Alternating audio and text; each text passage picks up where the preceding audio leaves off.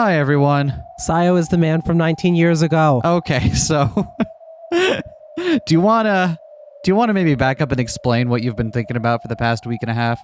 Yes. So, to start off with, Shannon is Kanon and is also the man from 19 years ago and is also the child of Kuadorian Beatrice and is the Beatrice of the current game board and is 1/4 Italian.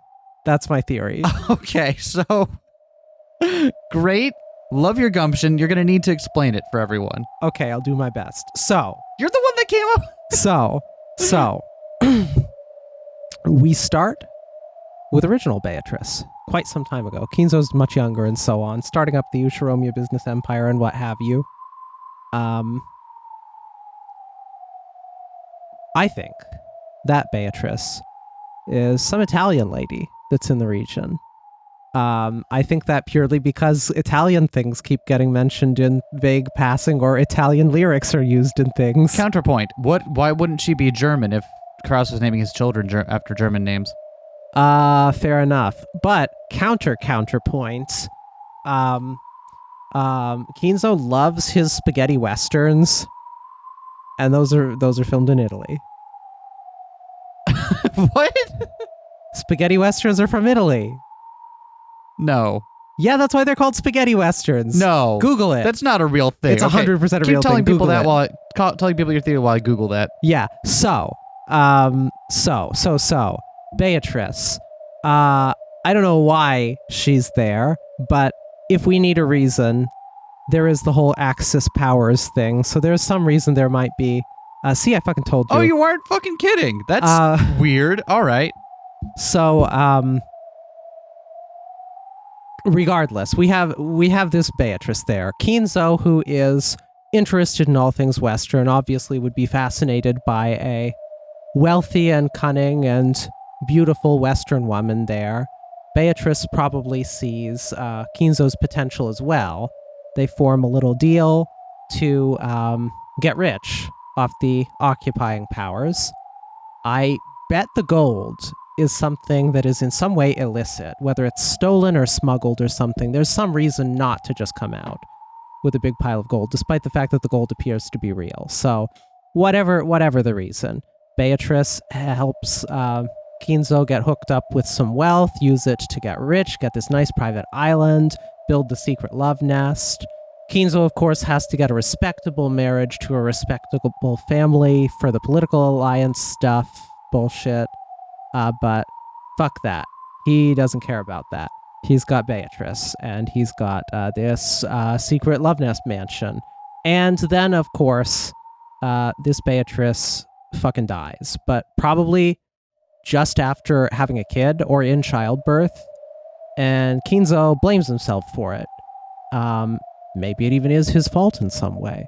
But he starts to lose it at this time. He's not fully far gone, but he starts to fall into grief and madness, and to see his long-lost Beatrice as somebody who couldn't have been merely a smart and pretty human, but someone too brilliant, too beautiful to be human, must be a 1,000-year-old witch and so on, who brought him his success through her magic and all of this. And he keeps the kid close to him in Kuadorian, and is dismayed that as the kid grows up, they look exactly like Beatrice, but they're not Beatrice. So this whole thing that we're seeing in Chapter 6 with Battler dealing with Egg Beato here is like a metaphor or allegory type thing that is kind of paralleling what actually happened with Kinzo and Beatrice too, Kuadorian Beatrice, where he takes the other fork of it and is like, no, you are Beatrice. I'm going to fucking make you into Beatrice. And so he, at times, lavishes her with gifts and nice things and so on. At times abuses her horribly, convinced that if he does the right thing, says the right words, that Beatrice will be back to him. Eventually, this madness of his culminates in sexual abuse. And this Beatrice proceeds to get pregnant and have another kid. Not another kid, have a kid. One kid. Mm-hmm. Now, a couple things happen around the same time. We get, in 1967, there was a Beatrice living here in Kuwadorian. Then we get the Rosa flashback thing where Rosa meets a Beatrice in Kuwadorian, helps her escape, and then she falls off a cliff and dies. But then, we get this whole man from 19 years ago thing. Guess what's 19 years ago? 1967. So, she has the kid. She dies almost immediately afterwards, falling off a cliff. Kinzo grabs the baby and is like, okay, I'll just have Natsuhi raise it because, like, yup, this one, it's another kid. We can't keep doing the Kuwadorian thing, but I'll keep this potential Beatrice close to me. And Natsuhi eats it off a cliff, just like the other Beatrice just fell off a cliff days before. And this is the final straw that puts Kinzo in full-on delirium magic, walling himself off in the study mode. You hear all this shit about, oh, well, it was just an empty vessel, haha, doesn't matter, etc. So that happens. Kid doesn't die, though. Kid lands on the servant or whatever. Genji or someone finds, oh, kid's still alive. They send the kid off to the orphanage. Like, okay, we gotta have a way to cover this up. Kid's an orphan. That works. You're an orphan now. You live in the orphanage. And then you'll come back and be a servant. And then I'm going to wave my hands in the air and say, I'm being really convincing now. Are you convinced? Because the next bit is, so that's Shannon. so this story would make Shannon trans femme and Kanon double trans. So you haven't explained that second part yet. Yeah, so I've returned to Shannon and Kanon are the same person theory. And I think we can explain away all the times we see them together with magic. I think that almost all of the scenes that come to mind when I think of seeing Kanon and Shannon together are either ones where they're alone with Beatrice and all that stuff, or situations like, oh, they're in the tunnels under the island fighting magical battles, all this stuff that clearly didn't happen. Or, most recent example, and the one that finally kind of dawned on me, we have them both in the dining room in chapter 5 after Battler finds the gold and everyone's debating what to do about it, and then there's the mysterious letter and all that. And it's like, oh, well, they're all together. Everyone's here. They're all chatting. Treating the servants weirdly nicely, too, huh? So, our best solution for that scene is that it just didn't happen. There wasn't a mysterious letter. It was something that people were like, no, we're making this is our story. We're going to use this to pressure Kraus and Natsuhi and be like, yep, we got the mysterious letter. Shannon would have access to the ring potentially through being a servant of the Golden Ring, being able to go up to the study. So they'd have faked the letter.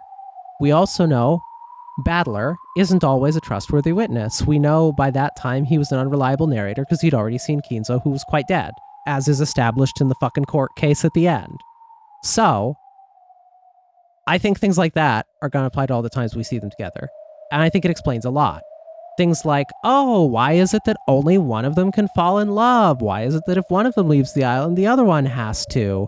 Why is it that they both say they're furniture and are both like, have you told George you're furniture yet? Have you told Jessica you're furniture? It's impossible for furniture to fall in love. Because Shannon and Kanon are furniture in the exact same sense that all the demons and shit are. They are these personas that Sayo has constructed to get through the day and get through stuff, cope, have this menagerie of characters and so on, including the servant personas here to help her deal with the hardship and misery of that life.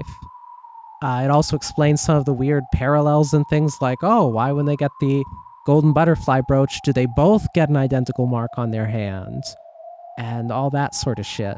So, yeah, I'm returning to they are the same person theory. But now it's been augmented with they are also man from 19 years ago theory. And I also think I have the lineage of the Beatrices, Mm-hmm. and that it makes her quarter Italian as well. What was the Beatrocities? Oh, yes, I think that's the plural, Beatrocities.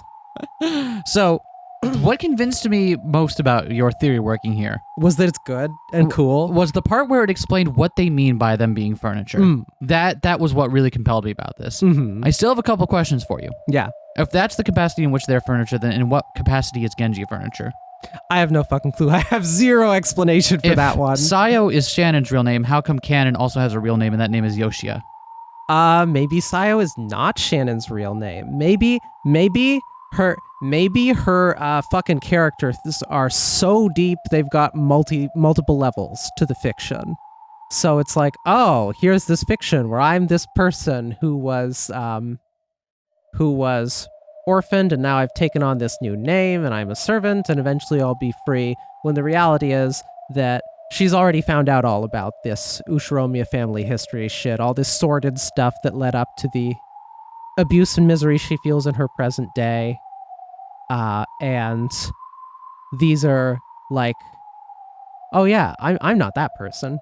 I'm Sayo, who is temporarily the servant Shannon and is someday going to be off the island and free. Mm-hmm. I don't know who she is if not Sayo. Maybe she has another different name of some sort. There's a lot of names in Umineko. Names seem to be weird and matter a lot. But anyway, that's a long way to say I have zero convincing answer to what you just said. I'm just going to ramble until people nod and smile and are like, yeah, you go. Did it work? Yeah, I think You forgot to say you go after the yeah. you go. Thank you. You're welcome. I think the most convincing part of that for me, like I said, was the part where it explains what they mean by furniture. I think the lineage of the Beatrocities is very close. Mm-hmm. I think that is closer than what we've had before. Mm-hmm. I'm still wondering if we're missing some bits or pieces there, but I think it makes a lot more sense. We're absolutely missing some bits and pieces, but I'm confident we've cracked it wide open with Shannon is 1/4 Italian theory. Yeah. I wanted to bring up one other thing. Yeah, do it. This isn't as elaborate as the stuff you were coming up with. Do it. But it was something I mentioned in the comments section last video, but I don't know if we actually brought it up while we're talking in the game about the part where now that Battler has died, right? Mm-hmm. That kind of throws a wrench in the game's stated theory that, oh, if Battler's the one that survives every time, the killings must be a message for him. Right? That's true. My thought process on that was, okay, so there's two options here. Either the original theory is bunk and Battler just happened to not die, or someone else is behind the killings now, right? And I'm like, okay. It makes sense if someone else is behind the killing. What I lean towards, someone else is behind the killings now, and that person is likely to be Erica, since she's the new factor. However, one other thing started bothering me about Erica was that, was she actually always accounted for in the original total and just never showed up? Was the possibility that she could be on the island always something that could have occurred but didn't for whatever reason? And then I started wondering about that second message bottle. And I wonder if that the part of that second message bottle, the context we get from that, is something that introduces Erica. Maybe Erica didn't just come out of thin air. Maybe the Erica being in play has always been something that might have been possible, but only started being used in this latter half here. And maybe she has always been counted towards the total number of people that could have been on the island. It would fit with the letter of the Red Truths. And if Kanon and Shannon are indeed the same person, that frees us up another person. As long as Shannon is Kanon and all of that, then there's enough people slots for Erica. Yep. That's what I got. So, yeah. I think some of those theories you have are really compelling. Sorry that you had to listen to all that on just the wind sound background. I'm glad that standing in front of my conspiracy board, manic, wide-eyed, and awake until 5 a.m. every night of the week thinking about Umineko has finally paid off. Aren't you just so happy? Yes. So, how is it playing on the witch's side? Well, it feels strange. I used to think that the witch's side had such a huge advantage. Now that I'm on that side, I see that it's ridiculous. It's almost like the game where you stick knives in a barrel and try not to stab the mustache guy inside. I was always the mustache guy. I think I've been playing that game wrong. Oh! Wait, how did you play it? I think I missed a knot. I always got it in one. From the perspective of the human side, it feels like trying to shoot at a target hidden by mist. But from the witch's viewpoint, a stray shot might hit and become fatal. The old me played games like that all the time. Yeah, it's almost like a Russian roulette. Even so, you believe that I'd eventually noticed and stretch those games out to the limit. It may be impudent of me to ask, but just what is it that you noticed, Battler-san? At the very end of your games with the old me? It was a strange question. Even though in the past, Beato had always been the one opposing it to Battler. Now that Battler had figured it out, Beato was the one asking it to him.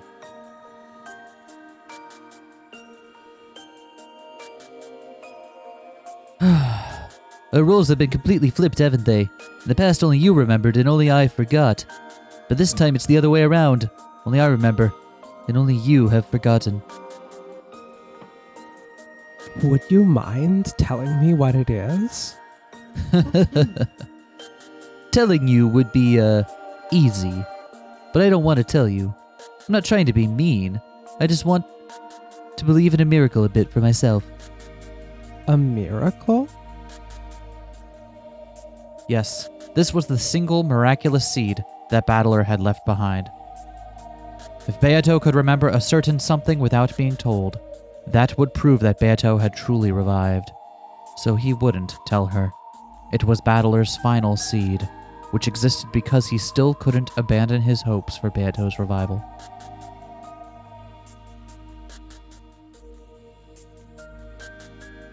If you can't tell me, then I won't ask. If I have displeased you, please forgive me. Oh, don't worry about it.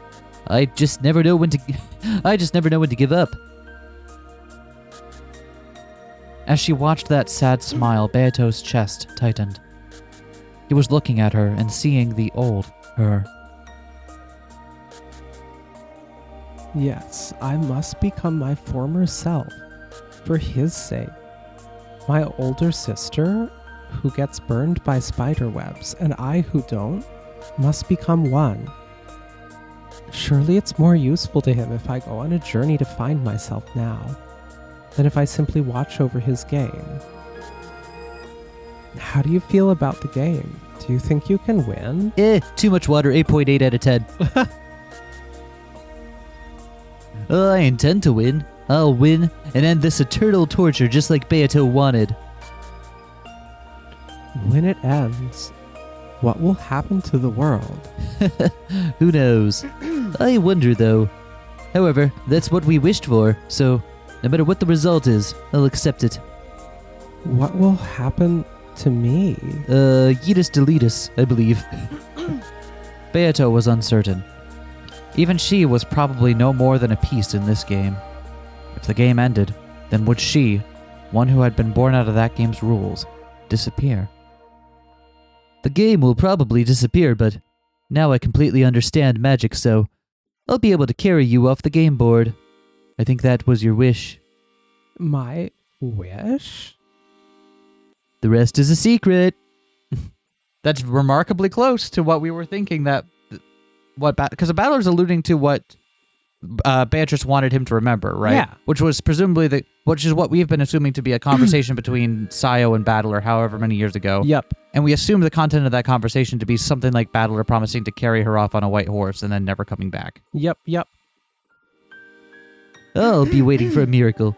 For you to remember all of that on your own. After smiling bitterly for just a second, Battler laughed and told her not to worry. Apparently, it was best if she avoided talking to Battler about her previous self.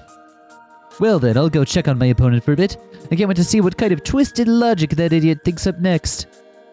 The old battler son did a lot of that too. My favorite was the one from the first twilight of the second game, when you said that the culprit killed everyone by feeding them small bombs. The highlights of my dark past. Please, forget that ever happened as fast as you can. Yes, I will try. Also, it really was small bombs, it turns out. Yeah, can we try the small bombs thing out this time? Wait, what do you mean try the small... Why do you make that sound like it... Okay, you know what? Whoop. Saved the world. The battler became a cloud of gold butterflies and disappeared into the darkness. Beato kept bowing until he disappeared completely. To fill in his place, a single gold butterfly appeared and became Beato the Elder. Did you call for me, little sister? Yes, I want to know more about you. And I want to know what the real me is like. I want to become like that. Of course, I also want to know about my future self. Didn't we reveal everything about ourselves to each other for that purpose? However, we did not become one. I cannot understand what we must do to become our single self. What can we do to become one? I have high hopes for the trials of Zepar and Furfur. You mean the miracle of magic given to the victors? I wonder if that magical miracle means becoming one. I will find my true form. You will fulfill Battler's wishes. Battler will be overjoyed too, so all three of us will have what we want. And this other Shannon is canon theory also kind of underscores this whole desire for these two Beatos to reconcile and become one. Yeah, how can I become one integrated self when I have been horribly abused into being split between these many characters I have put on, masks I have worn?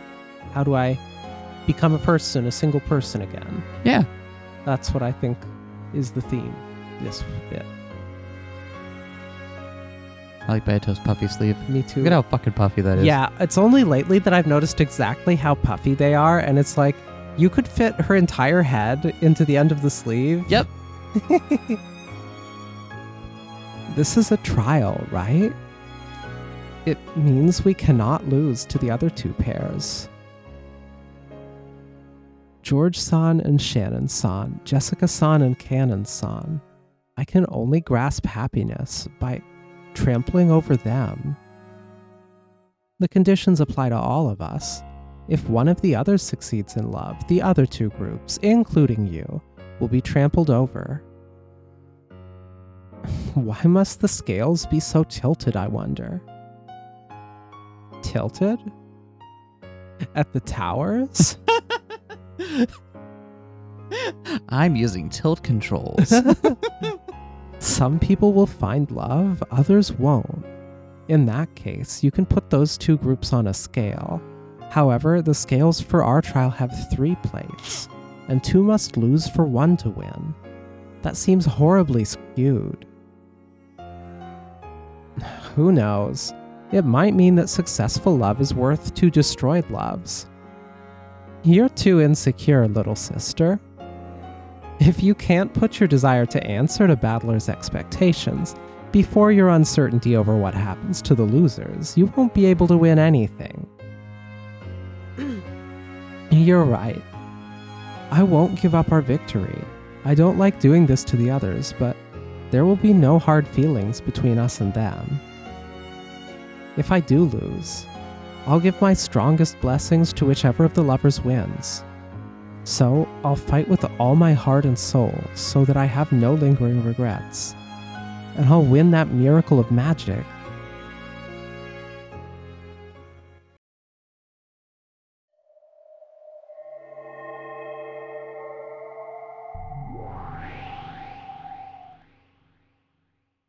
How was it? How did the red and blue shootout over the first twilight go? Well, we started by testing the waters. Paolo seemed pretty eager too. Hey, everyone! Door opens and Erica slides in.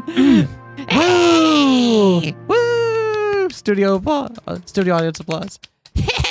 Yeah, more of me! She had just come back from a fierce fight with Battler, where she had gathered information by making demands for the red text. It was the old familiar kind of fight, reminiscent of when the red text had first appeared, or when use of the blue text was first permitted. And the result... First, in all cases, it was the victims themselves that constructed the closed rooms. Also, those closed rooms were perfectly preserved until Krause's group broke them open. Also, I confirmed that during this period, all sorts of interference from the outside were impossible. Wait, it was the victims themselves that constructed the closed rooms? Yep. Oh, we did know that. Okay. Yes. My currently operating theory is that basically the truths are sort of vacuous. Like they were locked in their rooms. The groups came by to check in on them, and then Erica, while doing their rounds, was at that point that they were killed. Good theory. Yeah. Erica reported this proudly as though it had been a great battle, but Berncastle looked bored as she listened. After looking at her blankly for a second, Lambda Delta spoke her opinions frankly. Wait a second. Doesn't that mean this closed room murder was perfect? Huh?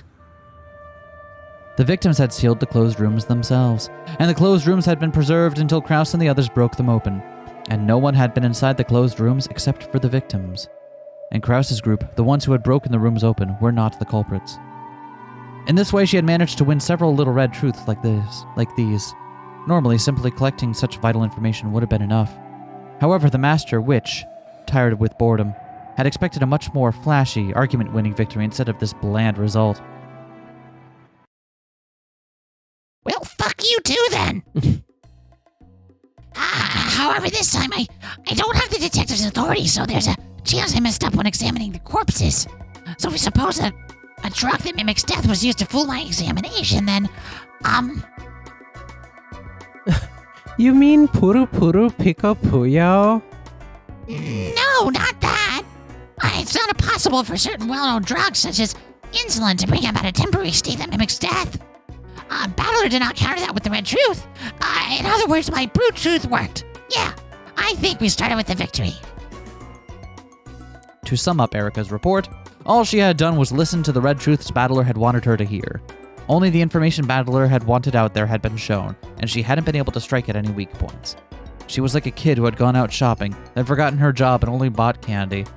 Yeah, like this right here, like as soon as you understand this, right, then the red truth becomes so much more easier to understand. Like getting to this understanding here. Right.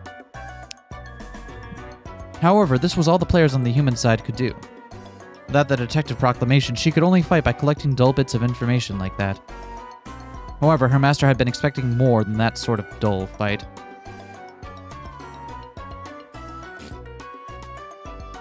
So she had tried to give a report energetically to make it appear as though they were in a superior position, but no matter how much she tried, the cold expression of her master remained merciless. Your blue truth worked. If he didn't cut it down, it's probably just because it was too stupid. You call yourself a great detective with reasoning like that?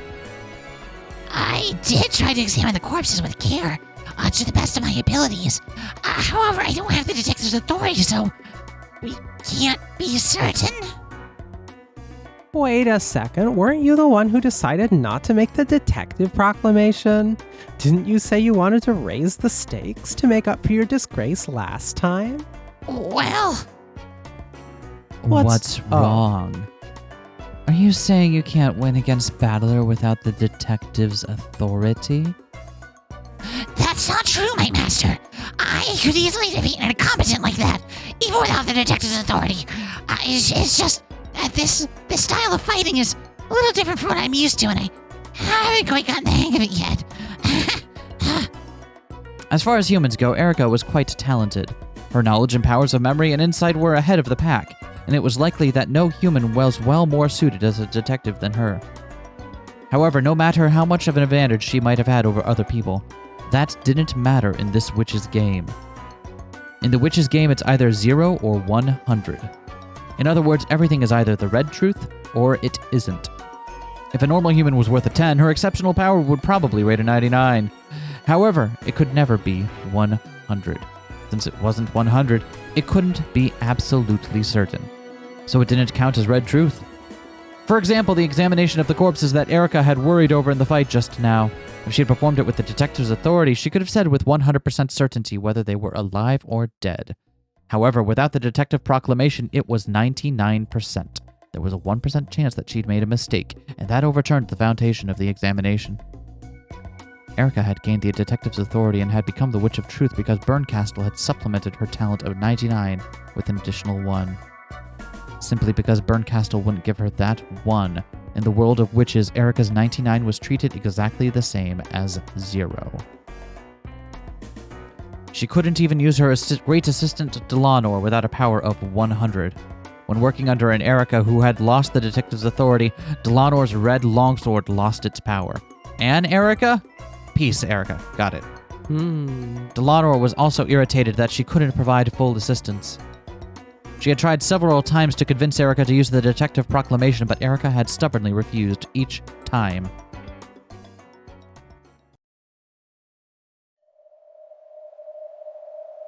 Why not just do it? Make that detective proclamation. If you do, you'll be unstoppable. Delanor could even use her red longsword in the Nox Decalogue. Oh, interesting. So the Nox Decalogue is only really valid if there's a detective. That's a great point.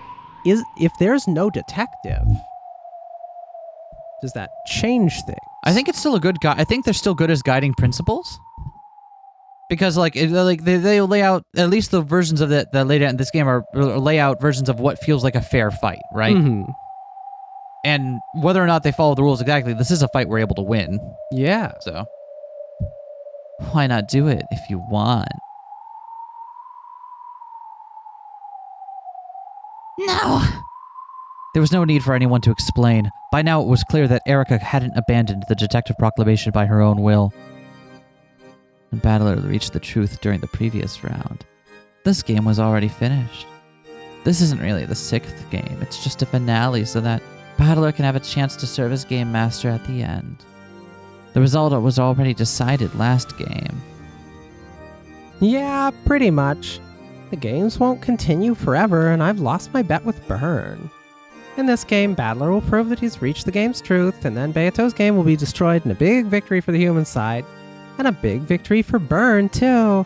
Well, supposedly, but you look unsatisfied for some reason. Yeah, I'm not satisfied. I didn't want such a boring victory. The victory you did want had Beato's game board being torn to bits, and Beato's true pathetic form exposed, humiliated, and trampled on. But this victory of Battlers isn't quite like that, is it? All this about love and promises. He wants to end the game quietly and let her sleep in peace. That sort of ending would make anyone vomit. I didn't give Battler all that advice so that he could end things like that. I had his little sister turned into scrap meat behind his back. I had his parents and family killed horribly over and over again. That was all to spark a desire for revenge against Beato. And now, what kind of ending is this? Have I won? Of course not. Battler's gotten his hands on a victory that neither you nor I can stand. I had to withstand a staggering period of boredom just to come all the way out to this backwoods territory, just so that I could see Beatrice lamely and pathetically torn to little bits. I didn't come here to sip from a rotten yogurt fragment like this. You mad, bro?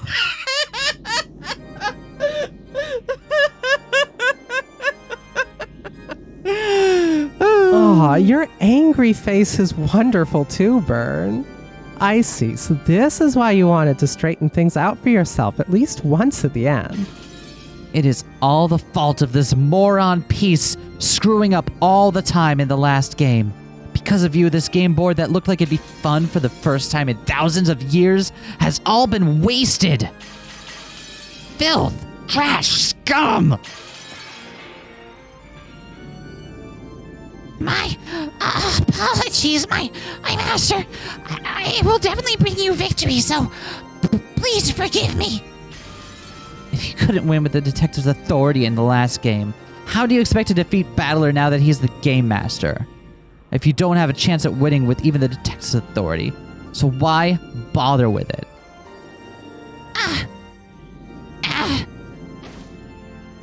True, if you can't win anyway, then the detective proclamation isn't necessary. The lack will just make your loss all the more certain.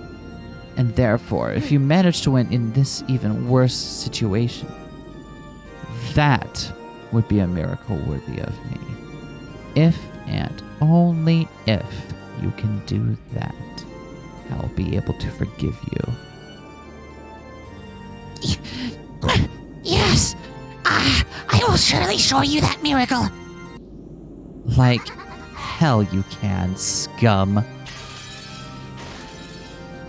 All you can do is thoroughly expose your wretched self in a horrible punishment game with your only weapon taken away from you.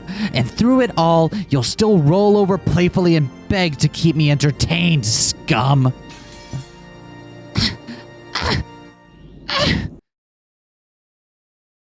Oh, sounds like you're having fun. Am I getting in the way? Hello. Gold butterflies gathered in the darkness and took the shape of Battler. Battler flies. Battler flies, if you will. Though he had just arrived, he seemed to know that the mood was dark. Ah, Battler. I had a look at your first twilight. Quite impressive closed room. I'm sure you're even more talented than Beato.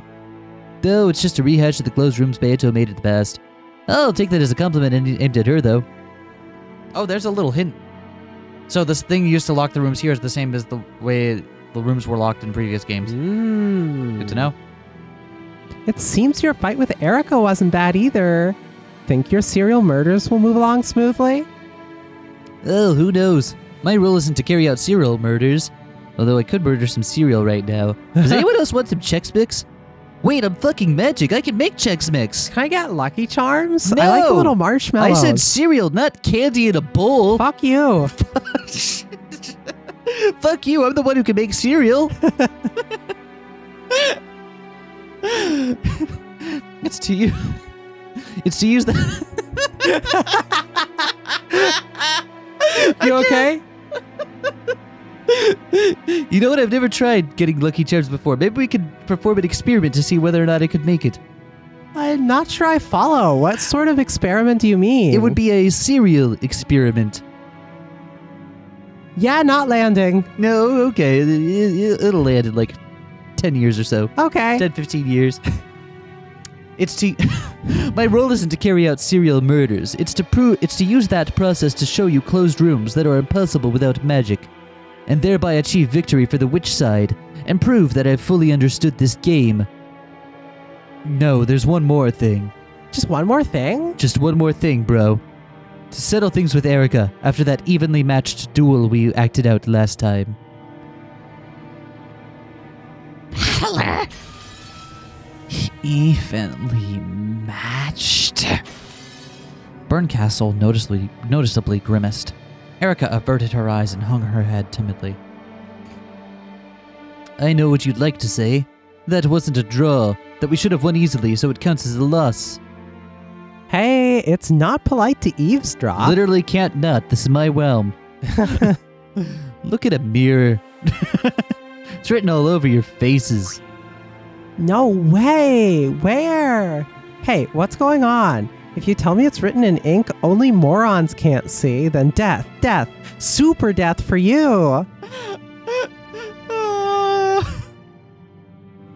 Lambda Delta pulled a mirror out of thin air, then looked at it and jumped around angrily. She was apparently pretending to be stupid in her own special way. Erica! What is it? That final fierce attack you and Delanor made in the last game. That was spectacular. Thanks. What happened to Delanor this time? Are you by yourself? No. I have been waiting Here. working on turning my hairs into Drills. Delanor had just been standing around in reserve, hiding her presence in the dark shadows. Well, when she can't use her red longsword, Delano is just some useless scum. There's no point in having her around, so she's hanging back. All I can do now is record Lady Erica's reasoning. Why won't you fight with her?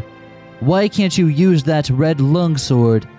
Erica's reasoning and your longsword, those were strong because they worked together. Delanor didn't answer. She just glanced at Berncastle's expression for an instant. However, that glance was the same as a clear answer to Battler now. Battler fully recognized the situation. You're the one who told Erica not to use the detective proclamation. Oh, I don't know what you're talking about. This fight is between me and Erica. We are going to fight with all we've got. That way we'll be able to accept it whether we win or lose. There's no need for a mastermind behind the scenes like you. Come now, I'm no mastermind.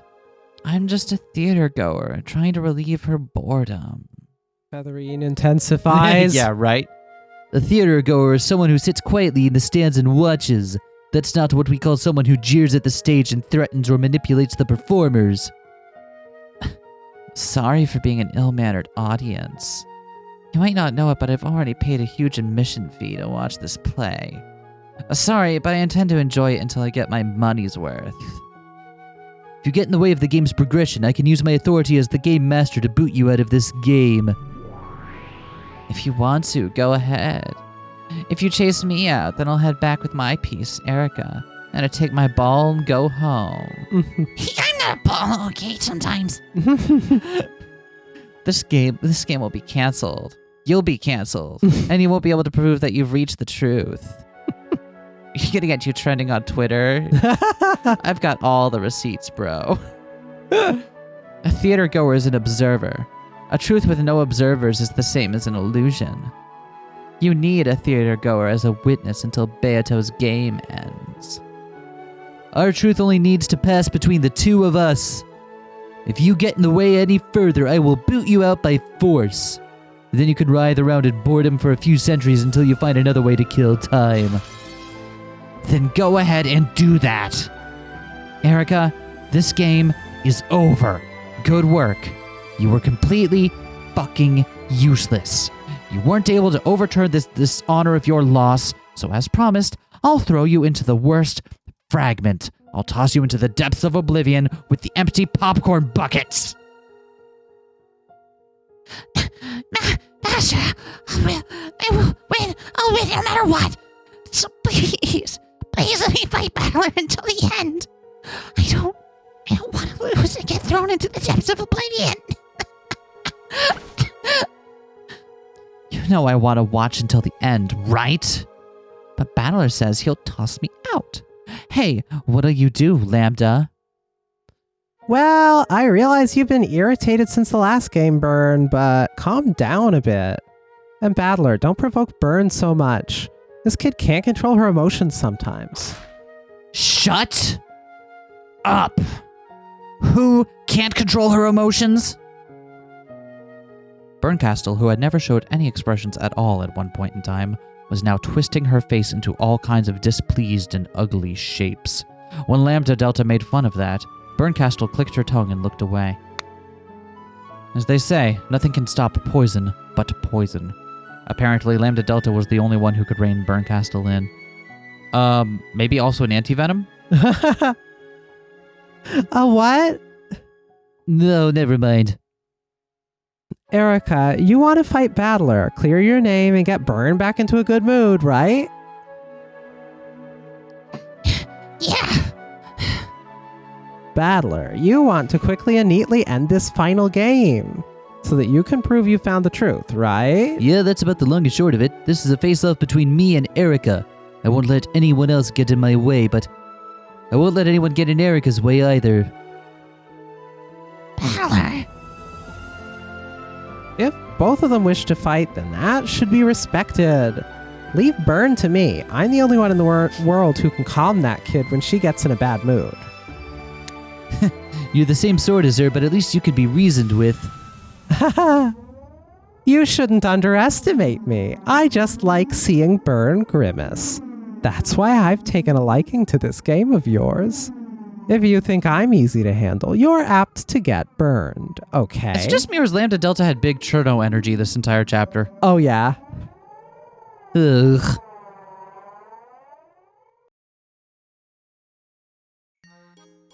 Dlanor can't use her red longsword because the detective proclamation hasn't been made. If Erica makes it, she'll regain her power right away, right? Yes. When that happens, forgive Me. Erica. What? Make the detective proclamation. No. Do you really think you could beat me as I am now without the detective's authority? I can win. Lord, Battler. Lady Erica is herself a... Peace. She cannot disobey her master's... Orders. All she can do is gather the power she has and fight for... Survival. And Dlanor, your power can't be used at all without the detective proclamation. I need permission before unsealing the red... Key. One form of that permission is the detective... Proclamation. So either we're going to get a new detective or there's going to be a loophole. Are there any other ways of getting that permission? What are you saying? If you're doing this out of pity for me, then that's none of your business. Quiet. You're so flimsy by yourself that it's boring. Be quiet, detective who isn't a detective. Ah, The red key is infinitely similar to the red... Truth. If and only if I am given a truth, I am permitted to draw my sword for items that pertain to... It. What do you mean by a truth? For example, there are Lady Erica's packing tapes. Seals. Oh, those. Lady Burncastle has already acknowledged that those seals are equivalent in value to the red... Truth. Therefore, I am permitted to draw the red key, at least for truths pertaining to those... Seals. Oh, those caused me a lot of trouble last time, so I had all the sticky packing tape removed from the game board this time around. Nerd. A splendid... Move. Erica was proud to be able to call herself the detective, wasn't she? Yes. Though her only goal was to irresponsibly solve riddles, it was a matter of pride for her. Then she must really be suffering now that she can't make that proclamation. Only she could tell you That. Battler took a deep breath, then hung his head in a thought for time. Erica was his enemy, but she was the player on the human side, and without her, there would be no game. It had been the same with the old Beato. Battler had one-sidedly viewed Beato as an enemy. However, though Beato had thought of him as her opponent, she hadn't considered him an enemy on a personal level. In accordance with the rules, I must fight my rival ruthlessly. However, that doesn't mean I need to hate Erica herself. I won't misunderstand Beato's game. Erica, you're free to choose not to make the detective proclamation. In that case, go and fight just with your power as a human. I've been prepared to do that from the start. However, you have talented allies, Dlanor, Gertrude, and Cornelia. You aren't alone. You have allies. Yeah, but they're unreliable, powerless, and useless scum. Dlanor? Just like how I was supported by Virgilia and Ronove in the past, Erica needs support as well. I know from repeated experience that playing for the human side is tough. Yes. I will assist her with all the power I Possess. Understood. Know that it is our job. You can't even use the red truth. Erica, I will give the power not to you, but to your allies. Huh? What do you think you're doing? Rather die than receive your pity. 3 people, Dlanor, Gertrude, and Cornelia. Erica, I'll let you use 3 rooms worth of those packing tape seals. To fully seal one room, multiple seals would be needed to cover all the doors and windows. If he had said 3 seals, it would have been possible to fully seal 1 room at best. So Battler was generous and limited them by room instead of by seal. Lord Battler. As the game master, I also acknowledge that these seals have the same effect as the red truth. This way you'll be able to wield that red longsword in a fight surrounding those, right? Yes. But are you Certain. Winning against Erica when she's less than a detective is hardly a victory. If Erica's upping the stakes, then I should have the right to do the same. Whoa, what a man! Aren't you lucky, Erica? Now you can use a bit of red without making the detective proclamation and irritating your master. You'll regret this. I'll use the 3 seals and I'll kill you, no matter what. Perfect. Come to kill me. Nah. Though it was only for 3 rooms, it was a red truth that Erica had desperately wanted. Now, she finally had enough leeway to fight as she pleased. She ground her teeth at being pitied by Battler, but her tears were not those of shame. Understood. 3 rooms worth of packing tape seals. Accepted. Regarding this matter, should we consider them as being accepted retroactively, back when Lady Erica received the non-sticky packing tape from Mrs. Kumasawa? Erica had borrowed the packing tape from Kumasawa to make seals with. However, Battler had made it so that those weren't sticky. If you ruled that there had never been any problem with the stickiness of that packing tape, the transition could be made smoothly. Sure, that's fine. I'll rewrite the tale. The packing tape that Erica received from Kumasawa-san late last night on the first day was sticky, but there was only enough left to use on 3 rooms. I'll apply that from here on out. Understood. Lady Erica will also retroactively adjust her movements, starting before the discovery of the first twilight, and taking into account that the application of this privilege is now Possible. God, don't you hate it when you forget a trigger in Magic the Gathering? Oh, yeah. And then you spend like a full 30 minutes trying to catch up to the board state? It's great. As soon as these changes affect the progression of the game, they will be reported to the game Master. Letting you do it retroactively even though you know which rooms the crime will occur in, gives you a pretty big advantage. You won't have to waste tape on other rooms. Seems you've grown quite arrogant since becoming the game master. Isn't it fun to give out charity to your pathetic opponents? Quiet! And don't misunderstand. I'm not being arrogant or soft here. Erica, use this weapon and come at me with all that you've got, and then I'll crush you with all that I have got. So hold your head up high and use those 3. That is all. Battler made to leave the room with a flick of his cape. As he did, he thought he heard Erica let out a strained voice calling him to a stop. What is it? If you have no business with me, then I'm going. Make sure to talk with Delanor. Don't listen to those obnoxious witches, whatever they tell you. As long as I'm on this game board, I won't let them do whatever they please. Thank you. Thank you. I'll fight with all I've got. I'll come at you with all my strength, so I'll defeat you no matter what. So, if you do win against me, please crush me with all of your strength. Please, don't leave a scrap behind. Understood. And don't you go easy on me now. This is the final game after all. I'm playing to prove Beato that I've reached the truth. By now, who wins and who loses doesn't affect that goal. So I just want to accept you as a rival and settle this. In the game, let's suspect each other over everything as enemies. But as fellow players, let us trust each other. That's how this game is supposed to be played. Yes. Thank you. Thank you. The most important element of the family murdering game is love and trust. Right? You can't murder your family without trust and love. Battler melted into the darkness, became a cloud of gold butterflies, and vanished. Erica remained behind, sobbing.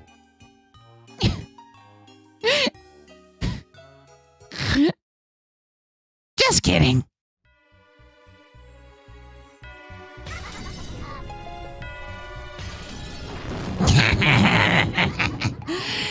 Jeez, you're a dim, stupid man.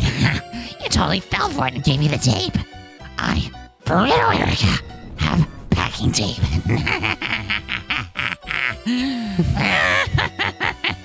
I am gonna mail so many packages. It was hard to imagine that the person who had been sobbing pathetically and this person were now the same.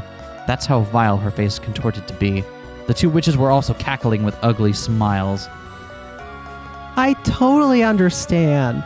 When you become Game Master, it feels like you become God and you get all sure of yourself. It was the same for you, Lambda. Of course you lose after leaving a stupid mistake like walking corpses alone. Stupid Game Master, stupid mistakes, stupid pride, stupid losses, stupid battlers, stupid everything. Stupid losses, stupid battlers, stupid everything. That has a nice ring to it. Nice one, my master. Up top. Now, South 5. Stupid battler, stupid everything, stupid battler, stupid everything.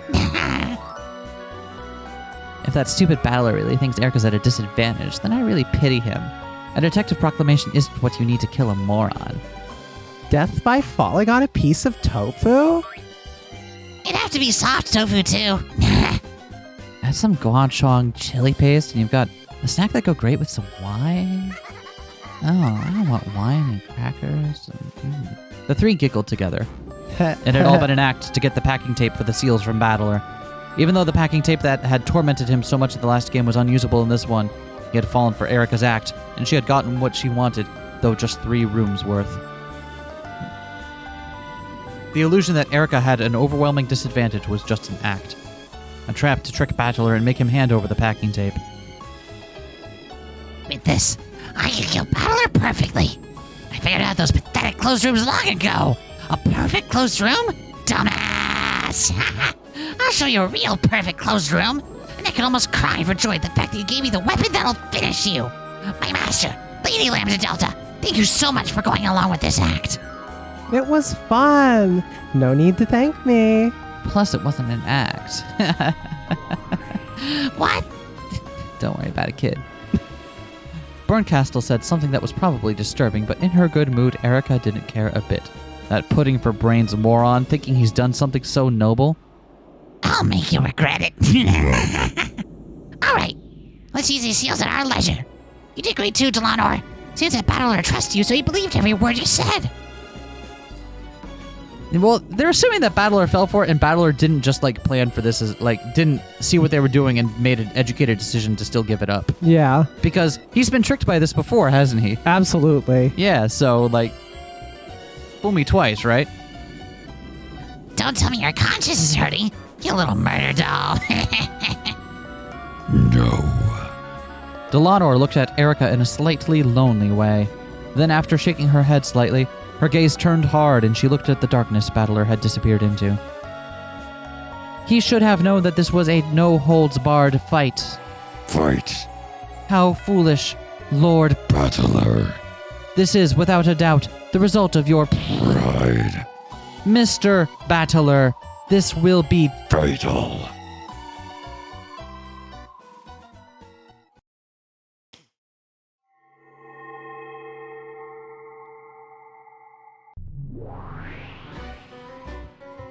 So far, so good, Furfur? Yeah, all the lovers clearly possess a strong will. This is a victory for love. That we shall extol. Everyone had gotten used to these two overdramatic demons. George spoke quietly with an annoyed expression. We'll only extol that after we've passed your trial and someone has been given the miracle of magic. I agree. We've all passed the first trial.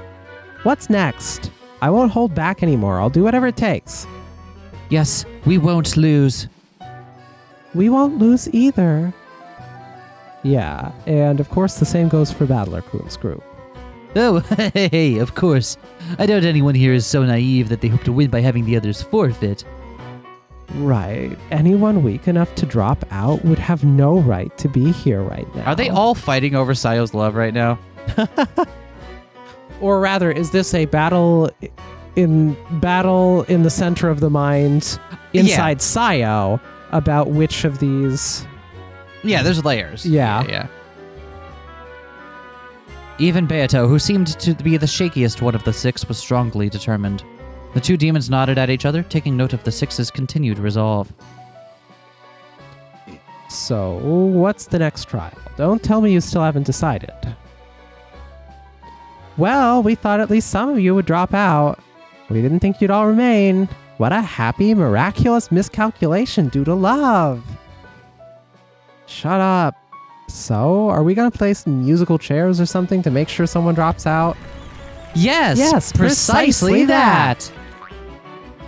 We've decided to have this trial eliminate one group no matter what. This trial is the second twilight of the epitaph. Tear apart the two who are close. I don't get... Oh, I just got it. Fuck. Zepar-sama, Burfar-sama, what sort of trial is this? Do you mean we're going to kill each other? Oh, that would settle things quickly. No, it's not exactly civilized. Fucking George's eyebrow expression. Put that away, you glasses guy. Can we get this as an emote called glasses guy? Yeah. Love is for carnivores. I guess we can't all just get along, can we? This is what they call a zero-sum game. It's an economic word, but maybe you've heard of it? You probably haven't heard of it. Oh my god, George, shut the fuck up. No, my apologies. You can't go around saying that magic isn't real, then talk about economics.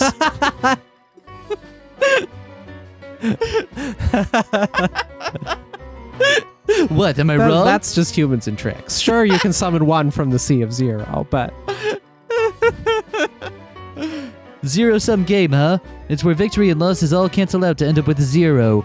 In order for someone to win, someone else must be forced to lose. It's the ruthless way of this world. If only everyone could be happy. But there's no way an ideal world like that could exist. No, there is. No, there is. That is the Golden Land. Oh, sorry, it sounds like you were muttering there for a moment. Thank you for repeating yourself. The Golden Land? What are you talking about? Oh, that's right. If you reach the Golden Land, all love will be satisfied. However, like heaven and hell, that's not a place in this world. I wouldn't want that. Love has meaning because we find it in this world. I could never support a sad lover's double suicide where they're only united after death. I'll stick to my love in life. I won't lose to anyone. George-san. The door to the Golden Land can be opened by solving the epitaph's riddle. In that place, love and lives are all whole and can be revived, but...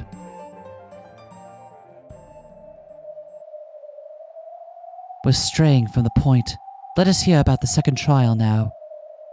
Right. What are you trying to make us do with this tear apart the two who are close thing? It's quite simple. The only possible way to tear apart two lovers is by the sad farewell of death. The second trial involves killing one of the six. Of course, any lover with their partner killed is disqualified. In short, one group of lovers must fail during this trial. Yo, you say kill so easily. What exactly are we supposed to do then? You can just fight to the death. Or you can decide by a lottery of some sort. Like hell, we'd choose by drawing lots. You Let's sure? have a fair and square duel. Though, I think it'd be easier. Just save us a little bit of time. But, alright. Though if we do that, I imagine that Battler-kun, the game master, and Beatrice, who is the Golden Witch, even though her memory is gone, will have a substantial advantage. Well, I wonder about that. Don't worry, for this trial we have made everyone's powers equal. Even the game master, Lord Battler, is taking this trial on an even footing with everyone else. In that case, it's fair. Is it completely and purely on an even footing? Yes, it's perfectly even. In a one-on-one matchup, victory would be decided by luck. It's perfectly even. So it'll probably take some time before it's settled. So, is the trick to attack when you're in a superior position, I wonder? Duels that take time are, of course, wonderful. Why would anyone leave it up to luck? Of course we want to fight in this situation to our advantage. In that case, a three-way struggle? Won't that mean we're stuck? Beato was the first to notice. If the six were truly on an even footing, and both willing and capable of winning, one pair would have to concentrate their attacks on a single person. If that happened, then the pair containing their target would of course band together and resist. In other words, it would never be 2 against 1. It would become 2 against 2, in a matter of luck. However, at that time, any third pair who happened to be watching this could team up with whichever pair they liked with no risk to themselves, defeating the opposing pair with certainty. Sounds troublesome. It means that moving first is disadvantageous. If you step forward and fight, it's a matter of luck. If you sit and wait for the others to start fighting, it's certain victory. A fight would never begin in this situation. Maybe we could just have everyone fight the person next to them one-on-one. You know, Rochambeau. Then as soon as one fight is settled, the trial will be over. Unless everyone could abandon any naive hopes for a 2-on-1 fight, this trial would never begin and never end. In that case, if they made a gentleman's agreement and had everyone duel at once, it would be no different from drawing lots, but it would at least be even. That won't work. If we do that, everyone will just defend instead of fighting proactively. All they need to do is wait for someone to lose before they do. Shannon's point was a sound one. If both fighters just glared at each other without attacking, then neither would lose. All they had to do was wait for someone other than themselves to lose first. This brought them back to the starting point. No one would fight proactively. In the end, no one will move, and nothing will be resolved. Since there's this arithmetical situation where we all have the same strength, it's almost like a puzzle. True. It would have been an interesting duel if our strengths were unknown. However, since we've been told that we're perfectly even, this duel is no different than rock, paper, scissors. In that case, why not use rock, paper, scissors to decide it? The year is 1980X. All duels are decided by port priority. Are you crazy? I'm not going to do that. Even if someone does lose, there's no way they'd accept their loss. Well, if they don't accept it, then they'll be attacked by the 4 winners. The world where all are equal, the loser will have no chance of surviving. True. We'll know. Is rock, paper, scissors actually the most reasonable way to settle this? It's extremely reasonable. However, if you ask me whether I'd be reckless enough to entrust my fate to a random number generator, the answer is no. Please do consider that problem. This is the second trial we have for you. Think and fight to the death. Please decide whom the sacrifice will be. What a fun game. Hell yeah. Anyone else mind if I get wasted for this part? No? Okay. Say, isn't that young girl underage? Don't say anything about it, Kraus. It's just let it be. True, it isn't unthinkable. The servants are the most suspicious after all. It isn't as though we have any physical evidence, so we can't just tie them up and throw them in a closet. We need to make sure that they're always within the sight of those with guns, and that we keep an eye on them all the time. Aniki, we should also gather the master keys. Only the servants could have created those closed rooms. They must have done something with the chain locks using some tool or arrangement that only the servants know about. They've all served us for such a long time. I can hardly imagine that they'd commit murder. Kinzo-san's life is nearly over, and I hear that the inheritance problem is still very shaky. Add on that story about 10 tons of gold being hidden somewhere. A possible payoff like that might be enough to convince certain people to commit a crime. I don't want to think about it, but there's also a chance that the old bastard is running some bizarre occult ceremony. The servants of the One Wing are his pawns, and they might have been the ones to carry out the murders. How about Dad, anyway? Have we been able to contact him yet? No. The extension line isn't working either. Nah. Is it hot in here, or is it just you? The culprits may have broken it. Father does sometimes leave the receiver off the hook when he's been in a bad mood. When I knocked, I I only received a grumpy reply. You can't contact him, but that study is well protected. It's probably safer there, so it might be best to have him stay in there. Flustered, Kraus tried to explain away Kinzo's silence. Battler, the game master, hadn't made Kinzo's death a major theme for this game, so the conversation didn't progress any further at this point. They stopped talking about Kinzo without Rudolph thinking anything was particularly suspicious. Anyway, we can't let the servants go unsupervised. I guess that means that Rudolph isn't primed to think about Kinzo being dead then. That's solely an Ava thing. I don't. They all had that conversation and thought up that plan before they came here, right? I guess, but then why would Rudolph let it be? I don't know. Anyway, we can't let the servants go unsupervised, but I already talked with Hideyoshi-san about this, but we decided to split everyone into 2 rooms on the 2nd floor and hold up in there. Why 2 rooms? Wouldn't 1 room be more secure? Well, if you try to stick 12 people in 1 room, they'd suffocate. It'd be best to isolate the people we need to keep the closest eye on. There's Genji-san, the head of the servants. There's Goda-san, the largest one there.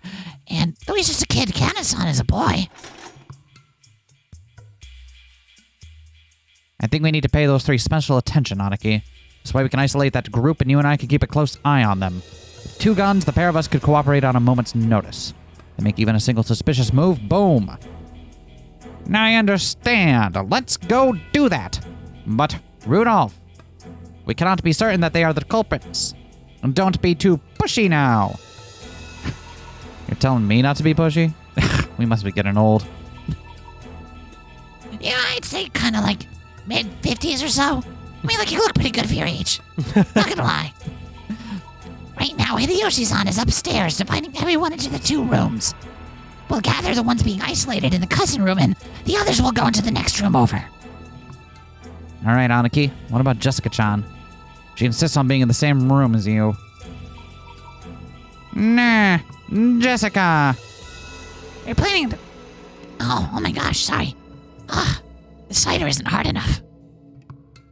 Do we have anything, like, stronger? Like, 150 proof? Gallon of Kinzo's Special Reserve PCP. Wow, the whole gallon of PCP. It comes in liquid now. So we're planning to have 5 people in the cousin room and 7 in the next room over. If Jessica-san wants to go to the cousin room, it'll be split clean down the middle. This was wolves and sheep puzzle there. Now 3 servant wolves and you 2 sheep in that room. If you add in Jessica-san, it'll be balanced out. For a while, Kraus crossed his arms and thought the cousin room would surely be more dangerous, so he wanted his daughter to go into the next room over. However, in emergencies like this, he wanted to have his daughter where he could see her. Also, adding more to your Kanon is Shannon theory, they're only describing one of the one extra servant beyond Goda and Genji. How did the numbers line up? Because aren't they outlining 12 people?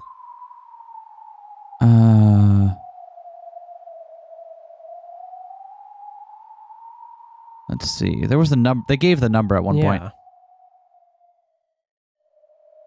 Yes, 12. Okay, so let's. And there've been 6 deaths, and yet they only mentioned Kanon. So that would be, and they've already explicitly laid out Kinzo. Kinzo's not involved here, so it would be 1, 2, 3, 4, 5, 6, 7, 8, 9, 10, 11. So they are counting Shannon. Yeah. Okay. Or they are counting 12 people, at least. Yeah, okay. Let's let her stay with us. We might need her there to be sure we remain good dads and uncles. Yeah, at the moment even I am only trying to act in a rational manner. But I can't guarantee that my sadness at losing my wife won't change to anger. Really? I'm just gonna state it out loud like that?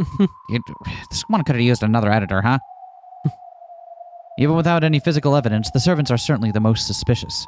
During the long wait, the 2 men's weariness and anger and sadness might make them lose their reason and act out in anger. After thinking deeply, Krause decided to accept Jessica's request, in part to prevent such a thing from happening. I think that's a good idea. I approve as well. I agree. It's enough that only Rose and I lose children. Rudolph. What was that? Nah, Rudolph. Their voices are in such like a similar space in my head that it's hard to... In this way, all of the survivors except Kinzo split into 2 groups and holed up into 2 rooms on the guest house's second floor. Wait a second. Can we look at that death chart again? How many are there if we don't count Kinzo? 1, 2, 3, 4, 5, 6, 7, 8, 9, 10, 11, 12. Okay, sorry. I thought we were counting Kinzo in the 12. No, earlier, we hadn't been. and was like, what the fuck? That can't be right. And it wasn't right. 1 group was in the cousin room. Krause, Rudolph, Jessica, Genji, Kanon, and Goda. Okay. 6 people. 1 group was in the next room over. Hideyoshi, George, Shannon, Kumasawa, Nanjo, and Erika. 6 people here too. Notice that they don't put Shannon and Kanon in the same room together. Yeah, for a good reason.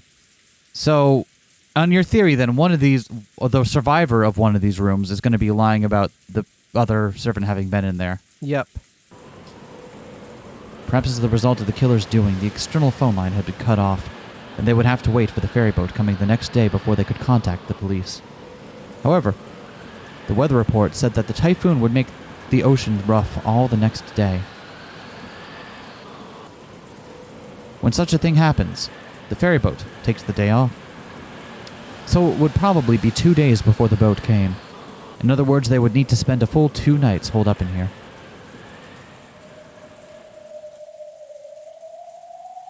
While Erika and the others held their planning meeting in the lounge, food and blankets had been brought in to prepare for the siege.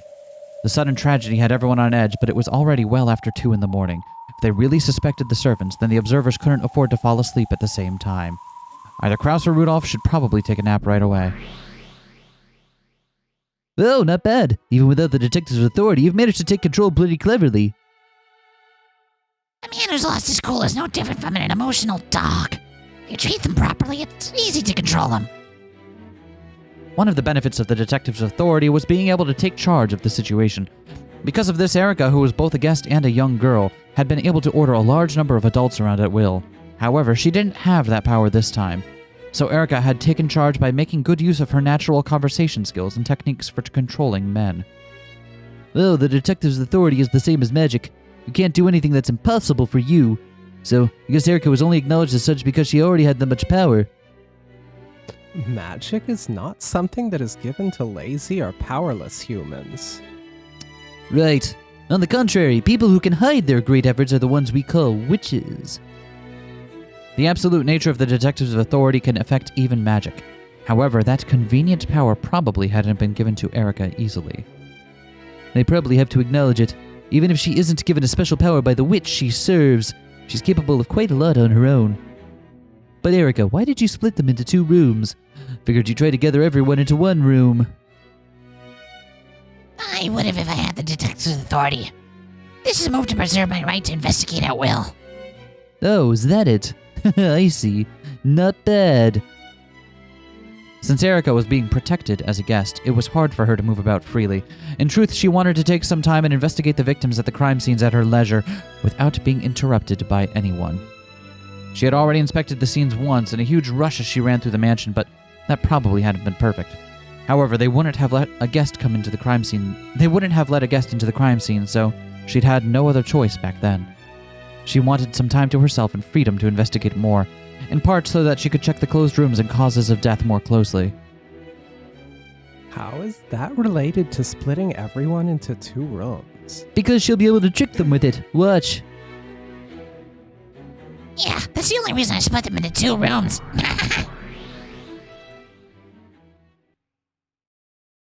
Oh, interesting. So is the shtick that each room is going to think she's in the other room while she's actually loose doing her thing? Maybe. And if so, maybe that's meant to prime us for that's also what's happening with Kanon and Shannon. Each group thinks that they're with the other group. But then, wait, that doesn't work the same though.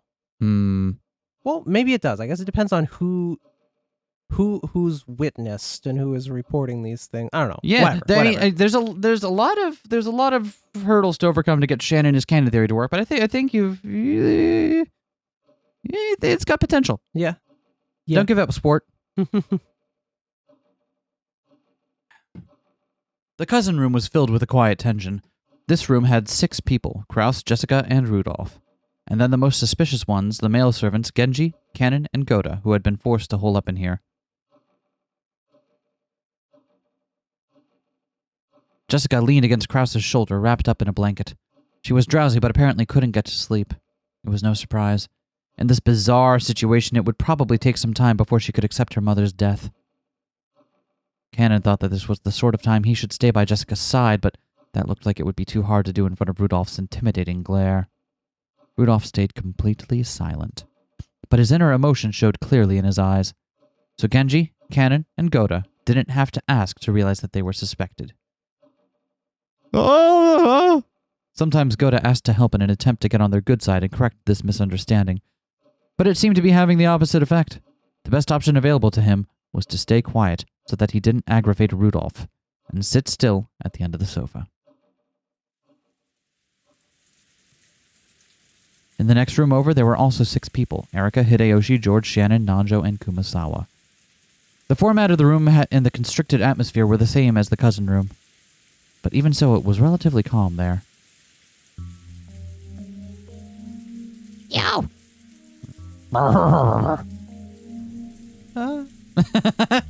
George sat holding Shannon, who was darkly hanging her head the whole time. Kumasawa and Nanjo sat nervously as they listened to Hideyoshi explain the situation. We don't know how many enemies there are. However, we have guns with us, and of course I've shot guns before. I'm not talking about the Hawaii shooting center here. It's been long enough that I can confess, but I once defiantly fired off one of them occupying forces' pistols. You see, back then the black market was controlled by foreign gangsters. I wonder what that tells us about Hideyoshi. But it also kind of emphasizes, it does serve to re-emphasize the fact that these people were alive and lived through adulthood during the occupation.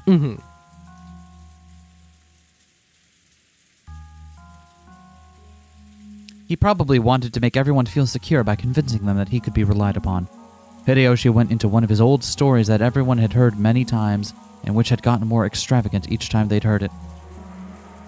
It didn't make them any more confident in Hideyoshi's abilities, but it did seem to calm things down a little by bringing in a sense of normality.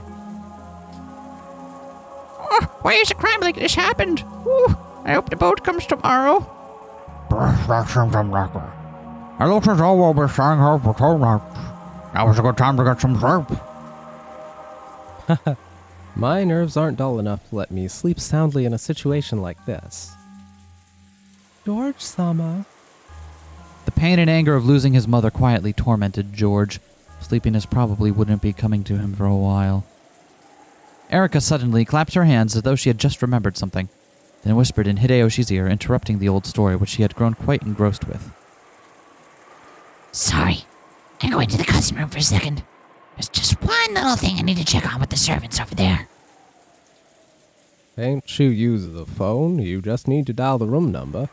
Oh, have you forgotten? Seems the culprit broke in the phones. Wait, you don't mean... You found some kind of contradiction in their testimonies?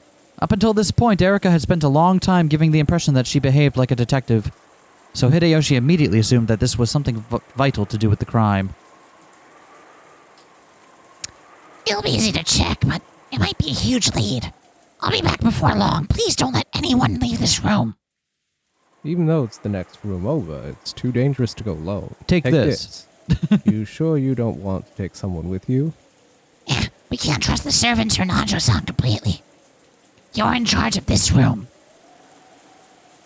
George-san is needed to support you. There's no one left. Don't worry. The detective never gets attacked. What? But on her wolves and sheep logic, then, she's leaving George. I guess she's assuming Shannon wouldn't attack George. Erika had already worked hard to look like a sharp, clear-headed person. Hideyoshi relaxed and agreed, thinking that it was just the next door and wouldn't be a problem. After an hour? No. Better not to wander around too much. I'll stay over there until morning. It'll be better if I wait until it gets light before I come back. Good thinking. You be careful now. Just a little trip to the next room over. Take good care of this room. Please don't let anyone go outside. We've already brought everything we need up here, so there's no reason for anyone to leave. Food, drinks, blankets, medicine, towels, tissue paper, everything. The women also had their cosmetic pouches. They could last 48 hours without lacking for anything. Ah, no, we aren't just here to protect ourselves. We are also on the lookout for the culprit, if he's among us. Ah, got him! Got him. I don't believe that you got them. I understand. Good. Goodbye, then. Where are you going, Erica-chan? We promised that no one would go outside. Oh, Erica-chan remembered something important she had to do. She's going to the next room over. Don't worry, she'll be fine. Hideyoshi suspected that Shannon might be one of the culprits. Since he also knew that Shannon and George had a special relationship, he apparently thought it would be prudent to mislead George about Erica's actions and motives.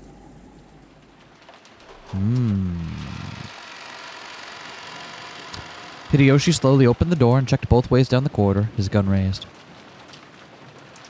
It's okay. No one's there. That's far enough. For all we know, Shannon-san might take George hostage as soon as he leaves the room, right? It's careless even just showing your back to them as you're doing now. You're right. Then be careful. Tell me all about it later. Sure. Bye, then. Everyone in that room is going to die. Everyone in that room is going to be dead. I feel like the thing that would be a crazier puzzle would be if someone dies, but not everyone. Or like if someone vanishes and is then found dead elsewhere. And what she's about to do is she's going to put her seal on this door. Yeah, she's going to put her seal on this door, and then everyone's going to die. Except, I'm guessing she's killed them already. And then sealing that up, and then the red text later will make it look like that, you know, that they died after they were, you know what I mean? That's a nice called shot there. Yeah, I'm taking a big swing. Since Erica closed the door and pushing Hideyoshi back inside, she then waited for the sound of the lock on the inside, and her smiling eyes opened wide. Her expression had become ruthless and intelligent. In this way, Erica was able to gain several hours during which all of the suspects were sealed up and she alone was free.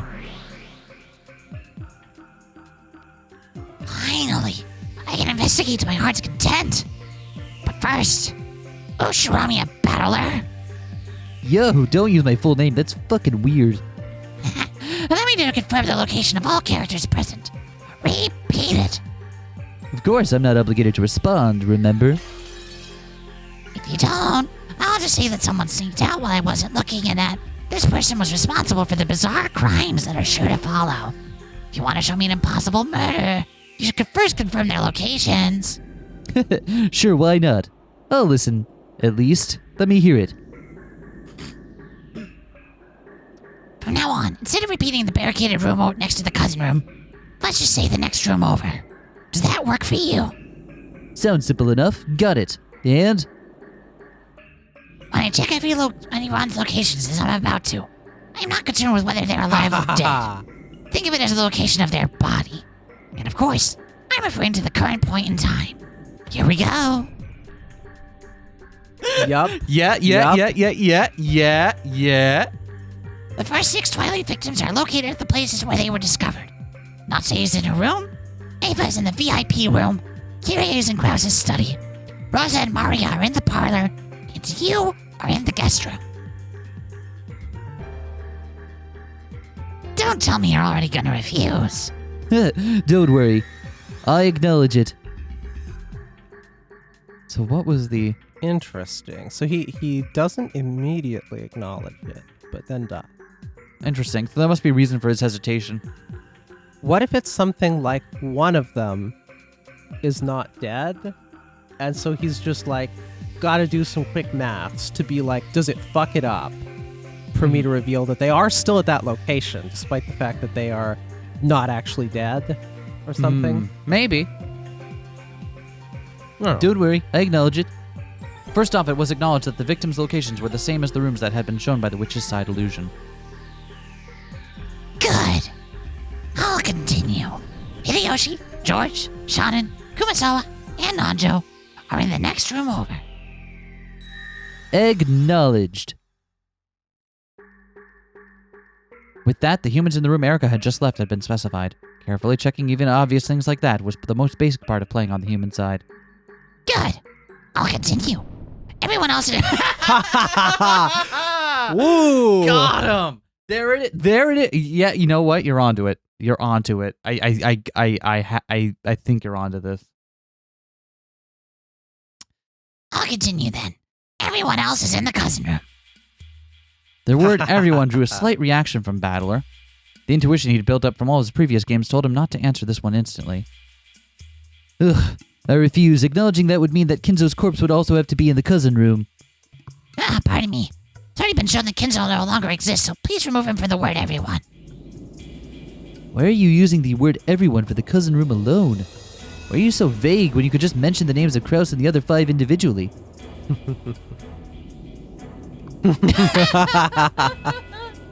Is she also onto it? I think she must be. Well, also, if she's the culprit, it behooves her to keep the illusion of the... Oh, this is because she doesn't want to confirm that she's not in that room. Because wait, everyone includes her. Everyone includes her. If Battler confirms it, that means she's in that room. Unless there's a trick for everyone to not include her. But that same vagueness for the everyone also applies to Shannon and Kanon. So Yeah, I bet you're right. I bet you're right. She's trying to protect herself and accidentally leaving the loophole open. Yeah.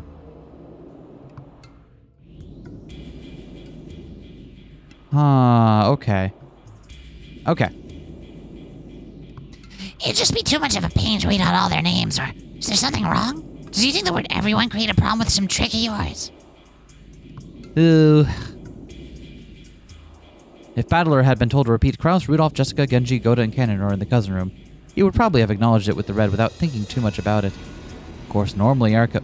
So maybe Kanon... So I'm guessing Kanon or Jessica is being used to refer to the... Kanon or Jessica... Or not Kanon. Kanon or Shannon is the name that is being given to the corpse that is being used as the duplicate in that. Yeah, I bet that's going to be part of it, is that if your theory is right that they are the same person, then the name Kanon or Shannon is going to be the name given to the probably Kanon, but given to the corpse that we suspect is used as a double at one point. Yep. If Battler had been told to repeat Kraus, Rudolph, Jessica, Genji, Goda, and Kanon are in the cousin room, he probably would have acknowledged it with the red without thinking too much about it. Of course, normally Erica would have mentioned the names of everyone else inside and had him repeat it precisely. Battler paused, feeling some kind of unease because of that unexpected demand of the word everyone. Oh, okay. Excluding Kinzo and me, there are 17 people on this island. 6 were killed and are lying in the mansion. 5 are in the next room over. And the remaining 6 are in the cousin room. That's a reasonable assumption to make, right? However, there are 17 people on the island. So if we subtract 6, then 5, then 6 again, we're left with 0 humans whose locations have not been checked. But that sort of assumption would be extremely dangerous. I'm pretty sure that this sort of trick involves namings and numbers of people cause you a lot of trouble with Nanjo's murder in the 3rd game. Ooh, gotta make a note of that. Trick involving names and numbers of people caused you a lot of trouble with Nanjo's murder in the 3rd game. I have to double check that. What was Nanjo's murder in the 3rd game? 3rd game was when Ava was murdering folks, right? Yeah. Or was this, I mean, it's all but stated to be Ava. I don't know if that's... When did Nanjo die then? I forget how that happened. Yeah, I don't remember how Nanjo died in that game, but that's a good little, I'll have to put that in the bank. Good point. That trick worked because the 18 names given didn't match up with the 18 people who actually existed, leaving room to add in an unknown person. I'm just telling you the puzzle solution now, by the way. Exactly. And so I can't feel secure just by checking their locations by name. That's why I use the word everyone. That word can prevent you from using a new trick that I haven't thought of. I see. Pretty crafty of you.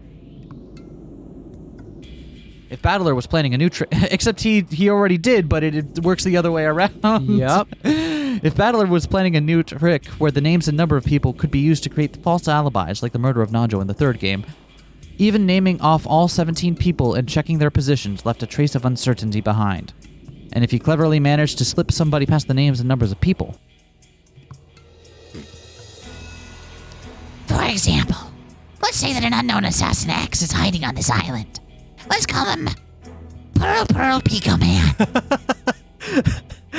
Just pulling a name out of thin air. No relevance to anything at all. What? Okay.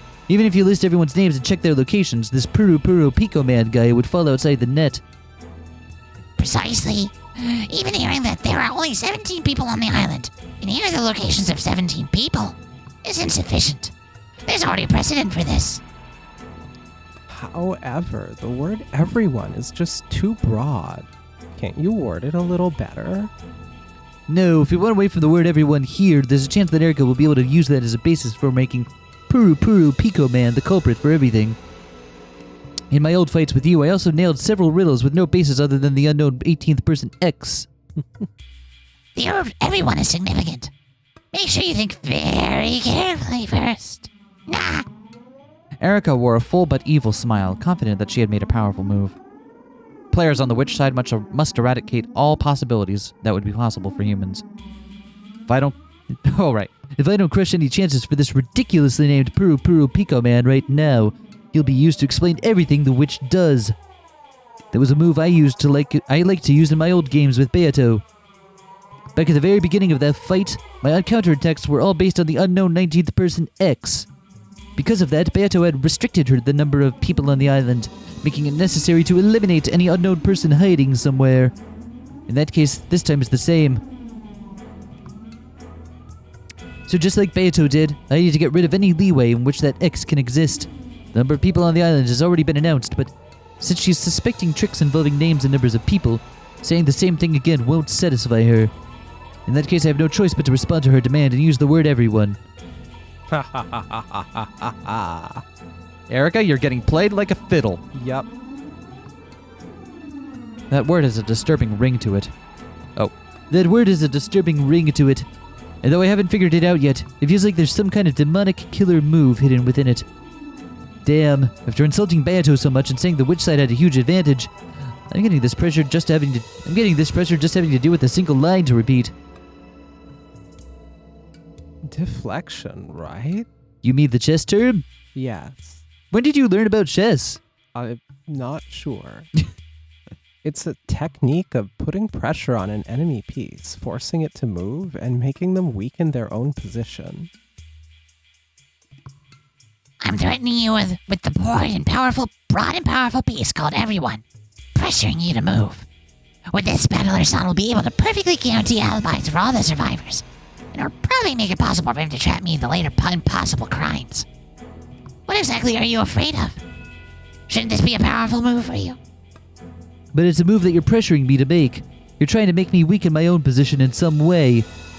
No matter how good a move seems. And all this ink spilled over making it seem like it's a bad move for Battler when it really helps Battler out. Yeah. You think you're the only one who can do the fucking crocodile tears, Erica? No one's... Anyway. No matter how good a move seems, it's a bad move when it's what your opponent wants. However, it will be hard to avoid the word everyone here. Yeah, it will. Yeah, it will. The red truth can cut the weak reasoning of the human side apart over and over. In the past, I feared its ruthlessness. However, I also learned that quickly it could be used as a basis for a counterattack.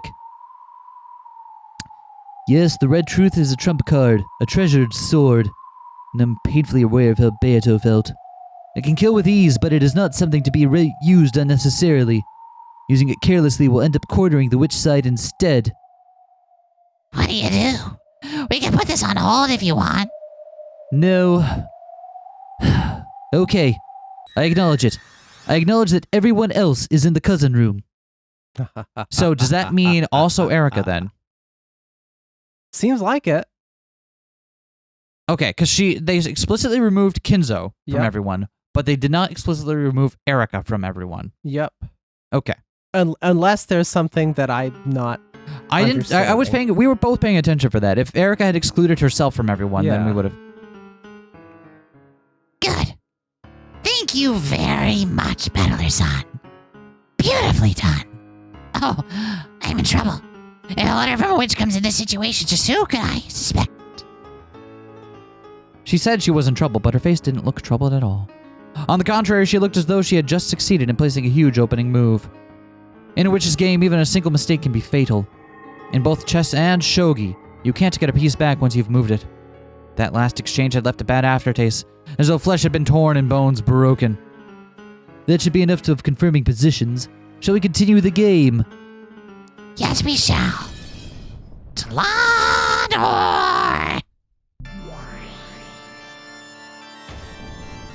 Yes, Lady Erica. Let's get started right away. Let's use the privilege of our merciful game master has given us. Yes, Understood. Gertrude, Cornelia.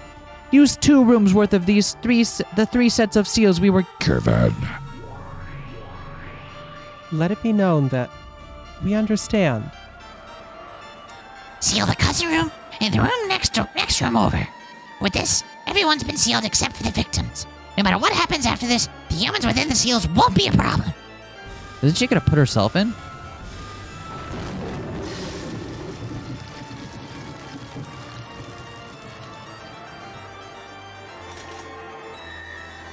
By the seals on the doors and windows, the complete sealing of both the cousin room and the next room over has been... Guaranteed. For just an instant, a red longsword had returned to Delanor's hand. She had been given permission to draw it, thanks to the red truth that she'd finally gained. When the fight concerned these 2 sealed rooms from now on, Delanor would be able to use that merciless blade, the red key. This overwhelming power could slice even the game master in half. For a while, Erica and Delanor just grinned at each other, entranced by the ruthless red light that was burned into their eyes. Senior Aide, allow me to ask a question. What is it? The players on the human side are to interpret questions proposed by the witch as being the work of humans. You are not mistaken. If that is so, why are Lady Erica and Commander Delanor fighting to lower the number of humans who can commit crimes? Cornelia's question was a very simple move. Those 2 had made this move boldly, making it sound like it was a powerful one, almost as though it would greatly damage the witch. However, if you thought about it, Erica was just strangling her own neck. We still don't know what sort of crime will occur in the future. Would it not be more advantageous to the humans if there are more people whose locations are not specified? Know that now is not yet the time for the lady or the commander to reveal their thoughts. I apologize for my idle chatter. Cornelia looked like she wasn't satisfied. In the previous game, when trying to help Kinzo escape from his study, Battler had desperately tried to break free from that closed room using various methods. As a result, Kinzo had escaped into the darkness of the night, and it had been later possible to treat him like an elusive phantom. In other words, closed rooms were advantageous to witches and disadvantageous to humans. Witches proposed closed rooms, and humans destroyed and denied them. That should have been the standard tactic of this game. And yet Erica had created closed rooms herself, sealing a full 11 humans in them. 11? So there's the assumption, right? What you're made to assume, what the game wants us to assume with this, is that she's not in them, even though it was just stated in red that she was. So if you think that if you're meant to think she's not in the room, the number 11 makes sense. But if you're wise to their antics, like you've been, that number 11 makes sense to us now. Because now Erica's been in the room with the 6, or it could be 5 in there or whatever. But if you count Shannon and Kanon as one person, then that works. I'm also just puzzled by it though, because on the one hand we know the white text can just not be true at times, so it's perfectly possible that this part says 11 humans isn't. But on the other hand, it's like, is this cluing us in that everyone else meant not Erica, and we've just been reading into it wrong? No. They were very specific about removing Kinzo from everyone. Mm-hmm. If they did not mean for her to be, and they've been repeatedly specific about calling Erica a human. She is a human on this game board. She has human capabilities, exceptional capabilities, but human capabilities. How could she seal the rooms if she was in them? I guess put The tape sealing on the is inside? magical. That's red text. Okay. She doesn't need to be able to. She could also seal the room from the inside. There's no reason she couldn't do that to make sure the door was never opened. Yeah, that's true. I still find it odd. Like, not, and I don't mean in the sense of odd in the here's the trick, but odd in the sense of the verbiage is confusing in a way that doesn't make sense to me. Like something's been unclear. Okay. So what's the part that's... Just what everyone means and all of that. Yeah, and what this and I means. think that I think that ambiguity is where the trick of it's gonna lie. Yeah, maybe. In other words, this was the same as abandoning the right to use those 11 people when explaining all of the later tricks. In the past, Battler had confirmed the location of certain people, but that had been to check whether certain pieces existed with which he could break closed rooms, a completely different situation. Why had Erica taken these 11 people, who were also her pieces, and sealed them in a closed room? Cornelia hadn't experienced enough fights to understand this move, which looked as though they were trapping themselves.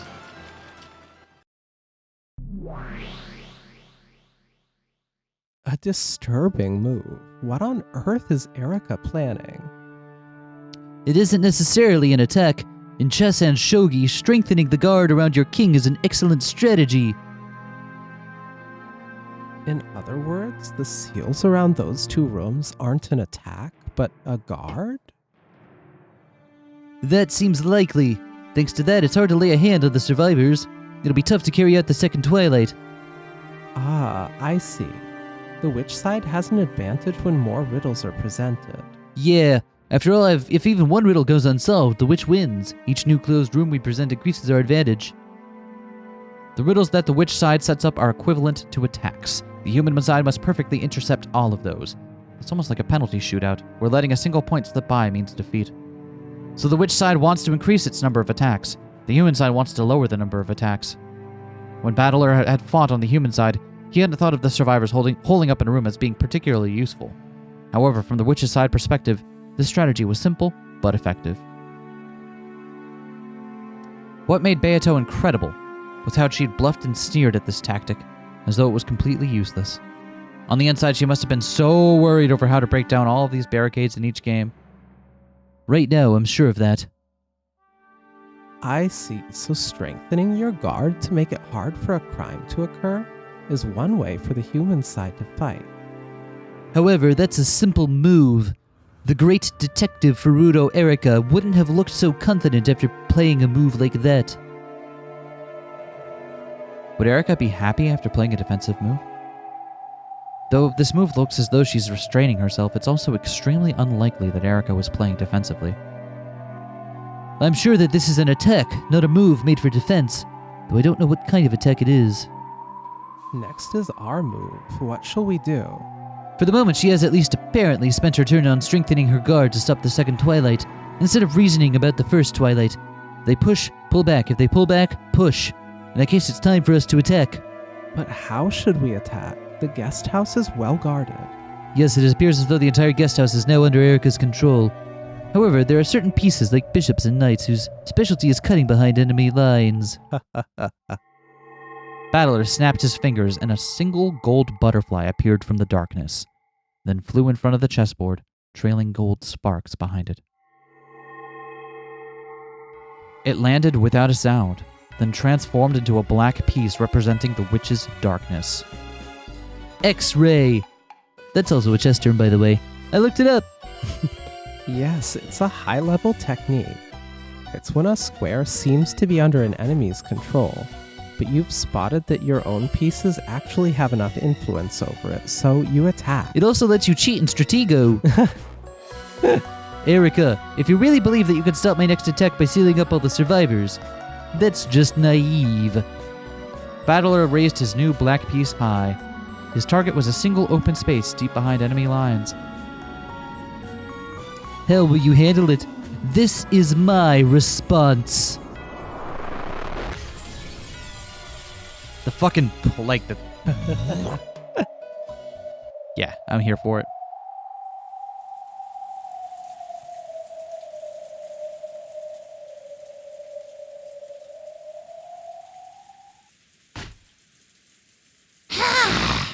So, then we should take this scene with a grain of salt. That or the other text. Yep. Under my operating theory right now, then, Erica is just insisting that this can happen, that this happened because no one else is around to contradict her. While she has been sealed up in one room by the red text, so she actually isn't out here. And presumably, the 5 people in the room she is not in are now dead. Again, that's just my hard read. It's a hard read. Nothing more. We'll see whether or not it holds up. Now I can finally stretch my wings. First off, let's take a midnight stroll to the mansion. You would take a stroll in the middle of the night to an eerie mansion where a killer might be. Friday. Yeah, wouldn't you? Right? That doesn't sound like a great date spot to you? You must be very... Insane. Not at all. In fact, I'm saner than I've ever been. I worked so hard to get this time to myself, didn't I? It feels like free time after a swimming lesson. Now that Burncastle was nowhere in sight, Erica was regaining her high spirits. She wasn't exaggerating when she said she was spreading her wings. Delanor knew that she was risking her own destruction in this game, and she was not in a favorable position by any means. Delanor could do nothing but assist Erica so that she could fight to the best of her abilities. All right. The lock's on the first floor of the guest house. Perfect. The entrance sealed up with a chain lock. Before leaving the guest house, Erica did a check of the first floor, making sure that nothing was out of place. Then she found a flashlight and an umbrella in the servant room next to the entrance. Then let's Go. Is the servant room usually locked? I don't know that we have any info on that. I feel like we got a detail at one point that said the servant room is usually locked, but In the guest house? yeah, I might be hallucinating that. Don't worry about it. Then let's Go. Yeah. We at least have to check the cause of death for all 6, right? She unset the chain, unlocked the door, and opened it. The freezing air outside air poured in. It appears to be quite windy. Well, this body is just a cage of flesh to me. I don't care if it gets wet or cold. Let's go. When Erica dropped her gaze to open her umbrella, she noticed something lying at her feet.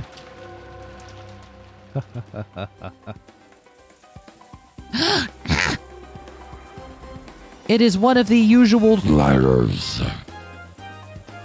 It was one of those letters sent by the witch, with the seal of the one-winged eagle on it. Yeah, and now since Erica has trapped herself in that room, Battler can just show this happening, and he can show whatever he wants because this can't have happened.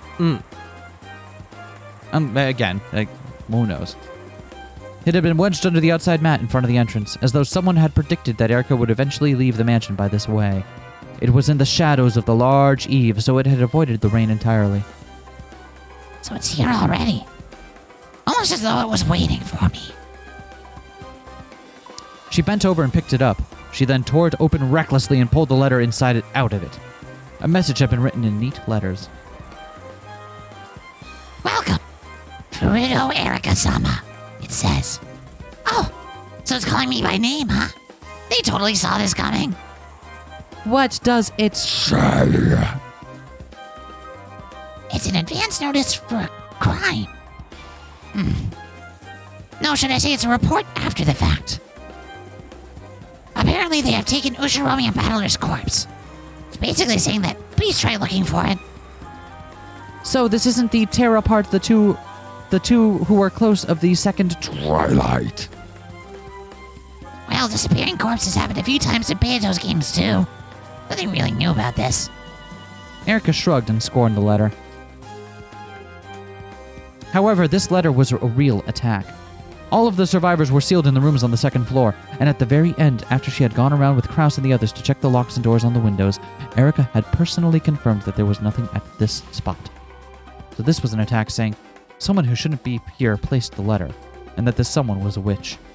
That was also an attack that the old Beato had often used.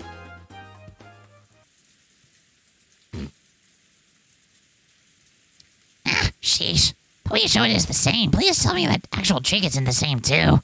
Delonor, please call Battler here. Understood. Lord, Battler, we wish to take our turn. Got it. Let's have it. Sorry, I actually don't have a move to declare. I just wanted to sucker punch you real quick. Is that cool? Wait, what? Oh, fuck. I mean, fair, but whoa, come on. Truth is, there's something I need to apologize for. apologize. Battler and Beato's eyes went wide. However, though Erica had said that she wanted to apologize, she had a confident look on her face, as though even that apology would be a new move. So Battler glared at her dubiously without letting his guard down. It's about those retroactive seals. I actually already sealed one place. I apologize for taking so long to report this to you. Oh, you already sealed something. In other words, you've already used up all 3 rooms worth? Yeah, I promised I'd report on it right away, but I completely forgot about it until just now. Give my sincere apologies, though. You don't look like someone who's sincerely apologizing. Well, that's fine. I'm the one who gave you that privilege. So, what did you seal? Delonor! Allow me to... Report. Battler's guest room was sealed at the time of Lady Erica's inspection of the... Corpses. Beato tried not to let it show on her face, but her eyebrows twitched visibly and her gaze flicked over to Battler. Normally, I would like to seal all the closed rooms, but I didn't have enough packing tape. Out of respect for the Game Master, I sealed only the room with Battler's son's corpse. So you were kind enough to close the lid on my coffin then. Thank you. But again, this doesn't pose a problem if Erica isn't actually out here doing any of this, but... I remembered a short while ago and was planning to tell you when we reached the mansion and investigated the guest room with your corpse in it. However, when this letter appeared, I figured I should report right away. Why did you think that? Well, after all, Battler's son has been playing this game ignorant of the fact that his corpse was sealed in the guest room. Because of that, I thought might possibly change things regarding the appearance of this letter. The cousin room and the next room over are currently... Sealed. Sorry for the late report, but the guest room with your corpse in it is also... Sealed. And there are 17 people on the island, excluding Lady Erica. 1, 2, 3, 4, 5, 6, 7, 9, 10, 11, 12, 13, 14, 15, 16, 17. I guess Kinzo's corpse is still there. Huh. Yeah, that definitely does. The existence of an 18th person has already been denied in a previous... Game. In that case, I was thinking about some person who could have placed this letter and the disappearance of your corpse. I thought, maybe, I thought this might change things around a bit. Erica laughed crudely while staring into Battler's eyes to see if he was panicked or disturbed. Battler-san. No. Stay calm. Erica has just made her report a bit late. There's no need to lose your cool. But she also hasn't gone to, even if this was happening, she hasn't gone yet to check the room. There's just the report and the letter. Yeah. Erica had suspected it since the beginning. It was possible that Battler actually hadn't been killed and was still alive. And if he was alive, then the letter that had suddenly appeared would be easy to explain, even though all the survivors were sealed up. Judging by Beato's faint agitation, maybe, Erica's guess might have been right on the mark. Battler played dead and somehow got around Erica's examination. Then, while everyone was barricading themselves in the guest house, he snuck out of the guest room. After that, he placed a letter detailing the disappearance of his own corpse and the entrance to the lobby, and hid himself. If that was the truth, the seals that had been placed on Battler's guest room at the time of Erica's examination were now very significant. In other words, if this was the trick they used, Battler would certainly have broken the seals when he left his guest room. The trick would not be workable without breaking the seals. Since the survivors were all sealed up inside the guest house, Then if the seals on the guest room were broken, it meant acknowledging that at least one of the victims was actually alive. If Battler had known about the seals earlier, it was likely that he would have advanced the game in a different way to avoid this. Can we use dead real quick? Yep. Or purported dead. You see that they just do purported dead now. Yeah. So we have Ava, Kyrie, Rosa, Maria, and Natsuhi for ones that aren't Battler. Yep. So hypothetically, that still leaves open the possibility that somebody else lived and placed the letter, though I don't think we have a motive for why the others Yeah, it's a would, possibility. Rosa and Erica in particular, we know Rosa's corpse was covered by a blanket. So it could be that there wasn't a good enough examination of her body. Mm-hmm. That's a possibility. In other words, it was very likely that an announcement about the seals would have had a large effect on the rest of Battler's game. Eric... Come on, if you forgot your trigger, you can't remember it 3 turns later. I don't care if it doesn't say May on it. If Erica was saying if Battler avoided breaking the seals because he was pretending to be a corpse and instead remained inside the guest room, perhaps this letter would not have appeared in the story. If Battler was actually alive and had placed the letter there, then now that Erica's seals had come into play, there was a chance that his trick could cause a contradiction somewhere down the line. That sort of contradiction is called a logic error. Logic error? I think we heard about that really early on in this story. It is a violation of the rules, the greatest and worst form of error, which the witch side must avoid making. Yeah, I remember. It was something about the 2 sides of the tail not matching and creating a contradiction. Do you remember the magic for making candy appear inside an overturned cup? Yeah, What are you doing behind... teleports behind you. Okay, I can't talk to you when you're back there. Here you can.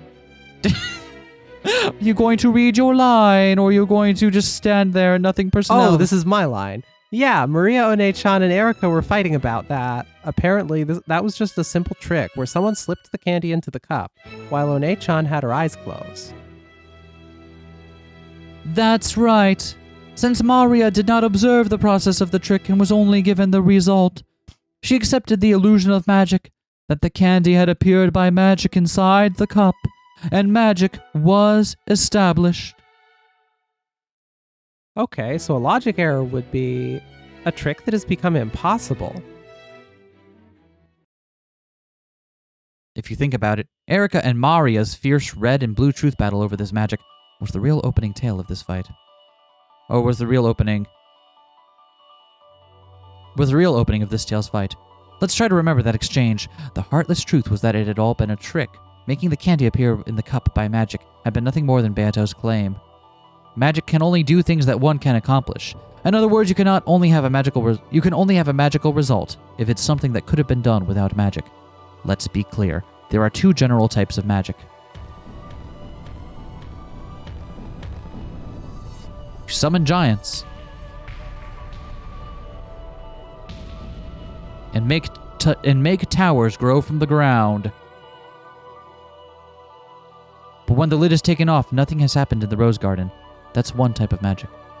That's just an illusion. It's a lie with no observers that takes place where the witch says it did, in a location without any of the anti-magic toxin. Magic that doesn't have to match the result is the most simple kind.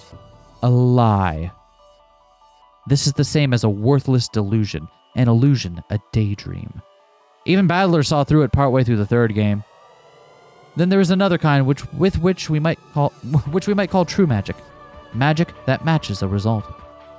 The cup trick is an example of magic that matches a result, since an observer actually checks to see that the cup's contents were empty before seeing a candy appear there, and thus an actual observer of the incident is created. I've discovered one big rule that this is Angie, right? We're in Angie land. You should be narrating this, right? I've discovered one big rule that magic matching a result has to follow, unlike the magic of illusions. The rule is that only the unobserved process of what you accomplished can be transformed into magic. I can speak even more generally and ruthlessly. In short, all forms of magic are tricks. Only things that can be accomplished without magic can have a matching result. Ironically, this also proves that magic doesn't actually exist, but out of respect for the witch's game, let's call it making the game solvable and fair for the human player. So instead of the candy inside that cup, we now have this mysterious letter that appeared in front of Erika. They have to be tricks. By claiming that the witch set the letter there by magic, Oni-chan is trying to create magic that matches a result. Correct. Since all of the survivors are sealed within the closed room of the guest house, it is possible to embellish this suddenly appearing letter and say it was a curious bit of magic, for only a witch could have placed it there. But even so, it must be a possible trick in the end. In order to see through the trick with the candy and the cup, Erika had countered with the blue truth, saying that the candy had been snuck in there while her eyes were closed. That was the correct answer, so Maria hadn't had any red that she could use. But what if she had used it? For example, what if Maria had used the red truth then to say, until I lifted the cup up, the closed room of the overturned cup remained intact? The red truth can only be used to refer to the truth, right? If you could lie with it, it'd be a massive violation of the rules. Yes. Denying your own trick with the red truth is a major violation of the rules. However, if you instantly switch over to another trick that doesn't violate that red truth, it may be slightly unfair, but that red truth can be acknowledged. So in this case, the witch side would need to immediately propose another trick that doesn't contradict the red truth, stating that the closed room inside the cup was preserved. Like the excuses of a politician when he keeps backtracking as new evidence is shown to him. Yes, that was a very specific example. Do you have something you wish to get off your chest? Well, for a red like this, she might be able to get away with some painful excuse. Maybe there was some device in the table. Or maybe it was a trick cup with a fake bottom. But if those possibilities had been denied beforehand, this would not be valid. The more red truths there are, the harder it is to talk your way out. In actuality, the candy had been put in the cup while Maria's eyes were closed. However, if when Erika saw through that, Maria had used the red truth to say that the closed room of the cup had been preserved, the witch would have to rush and revise the scenario to a new trick that still worked logically after that new red. Revising the scenario is an unfair move that would never be allowed in the mystery genre. However, the very act of revising the scenario takes place inside the witch's head, which is an unobservable world. So if she claimed that she'd been using the trick with the fake-bottomed cup from the beginning, no one could deny it. So even if it really was a trick done while One-chan's eyes were closed, as long as the witch leaves herself a way out, she can even switch between tricks. Rather than calling this an action available to witches, we should probably say that it's only usable by the game master, the one who creates and writes. But even so, the new truth must not contradict any of the previously stated red truths. If the red truth makes it so that the trick no longer makes logical sense, then there will be a mismatch between the two sides of the story. The illusory result that the game master claims is magic, and the true result that was brought about by a trick. Also know that there's a lot of ink being spilled here trying to convince us that the letter trick is a trick that matches a result, when it could easily be the other kind of magic. So when we get a contradiction and it no longer makes logical sense, we call it a logic error. And that would mean the destruction of the witch's game. This world is a game that's possible to explain with humans. In other words, it must be possible for all magic to have been done by tricks as well. If it's impossible to do with tricks, then the human side has no move and we get a stalemate. No, that is not quite true. That's where we get the fatal and horrible violation known as a logic error. When the witch side does this, the game is instantly destroyed, and they suffer a fatal defeat. Erika has probably seen through to Oni-chan's trick. Without the detective's authority, she couldn't perform a proper examination of the corpses. Because of that, he continued to play dead, snuck out of the guest room, and placed the letter at the entrance to the guest house. However, because Battler was so overly gracious in giving out those retroactive seals, things went wrong. Stupid Oni-chan. The current situation still does not warrant panic. It still hasn't been specified with the red truth that the seals around the guest room are intact. He is free to break the seals. If he doesn't, then he could probably have it so that someone other than Battler was alive, and swap them in as the person who placed the letter. That's right. It's not just Onichan. The other corpses haven't been specified as dead by the Red yet. So far, there wouldn't be any problem if they were all faking. True. This is far too soon for them to get flustered. All he has to do is change his move so that Erica's seals and the placement of the letter don't contradict each other. And revising the plot without contradictions is one of the moves available to the Game Master. However, taking a scenario one has imagined and revising it partway through can sometimes create flaws in the tale. It would be a very regrettable move to make when the first twilight has only just ended. It would seem that Battler was the one with an enemy piece moved deep behind his lines. This hidden piece will probably cause him pain and discomfort with each step from now on. Like a pebble caught in one shoe, this single pebble might kill Battler.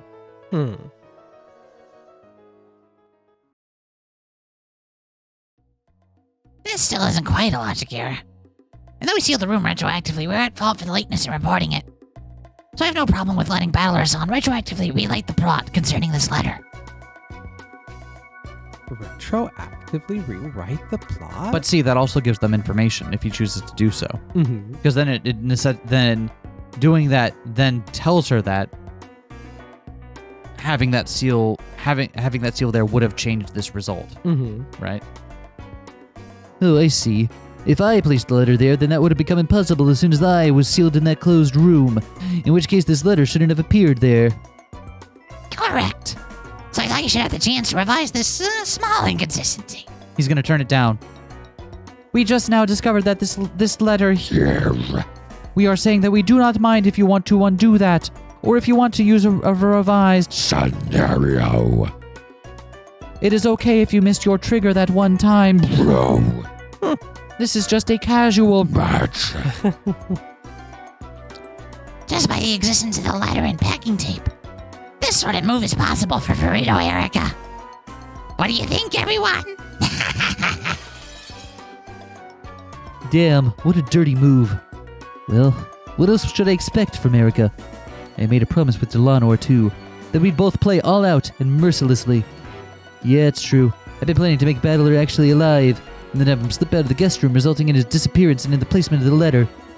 However, if I revise the scenario now that my move's been spotted, it'll be the same as admitting that it was spotted. Even if I have to be stubborn about it, I don't want to admit that I was seeing through here. I don't want to acknowledge a pathetic plot and change where I'd sneak out of the guest room and break the seals.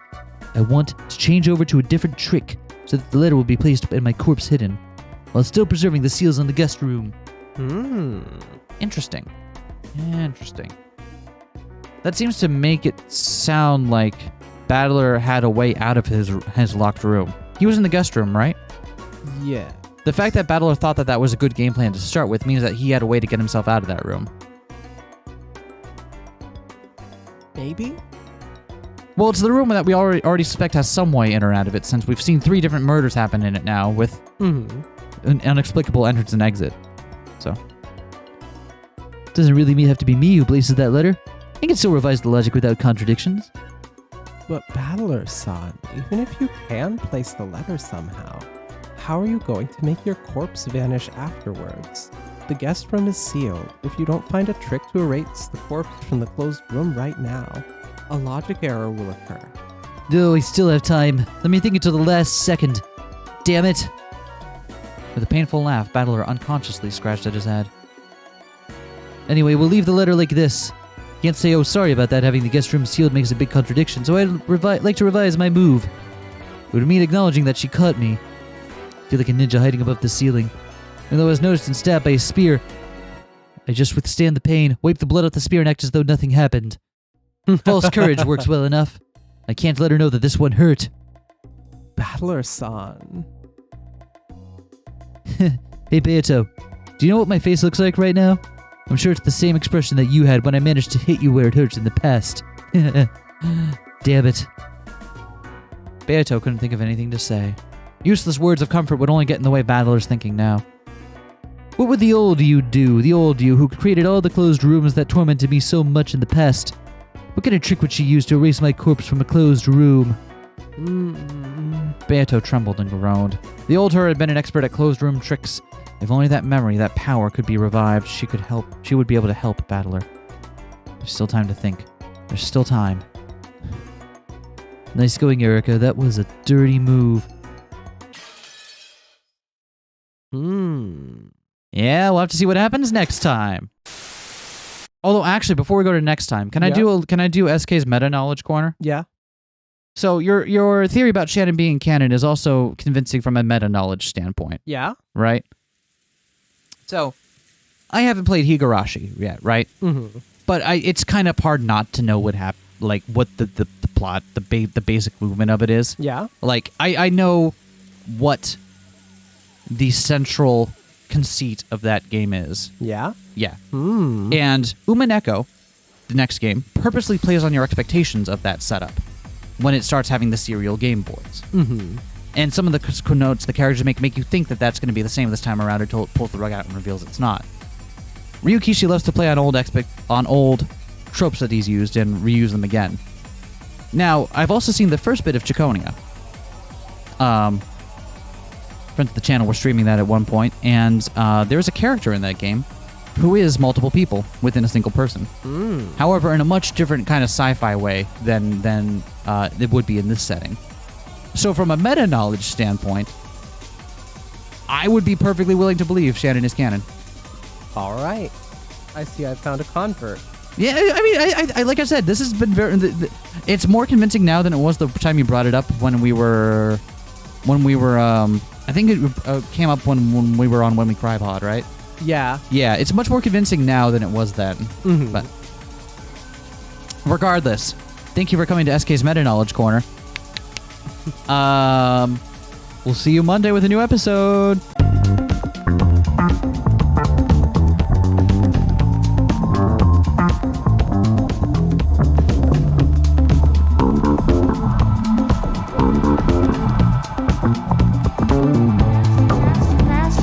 Smash that like, comment and subscribe.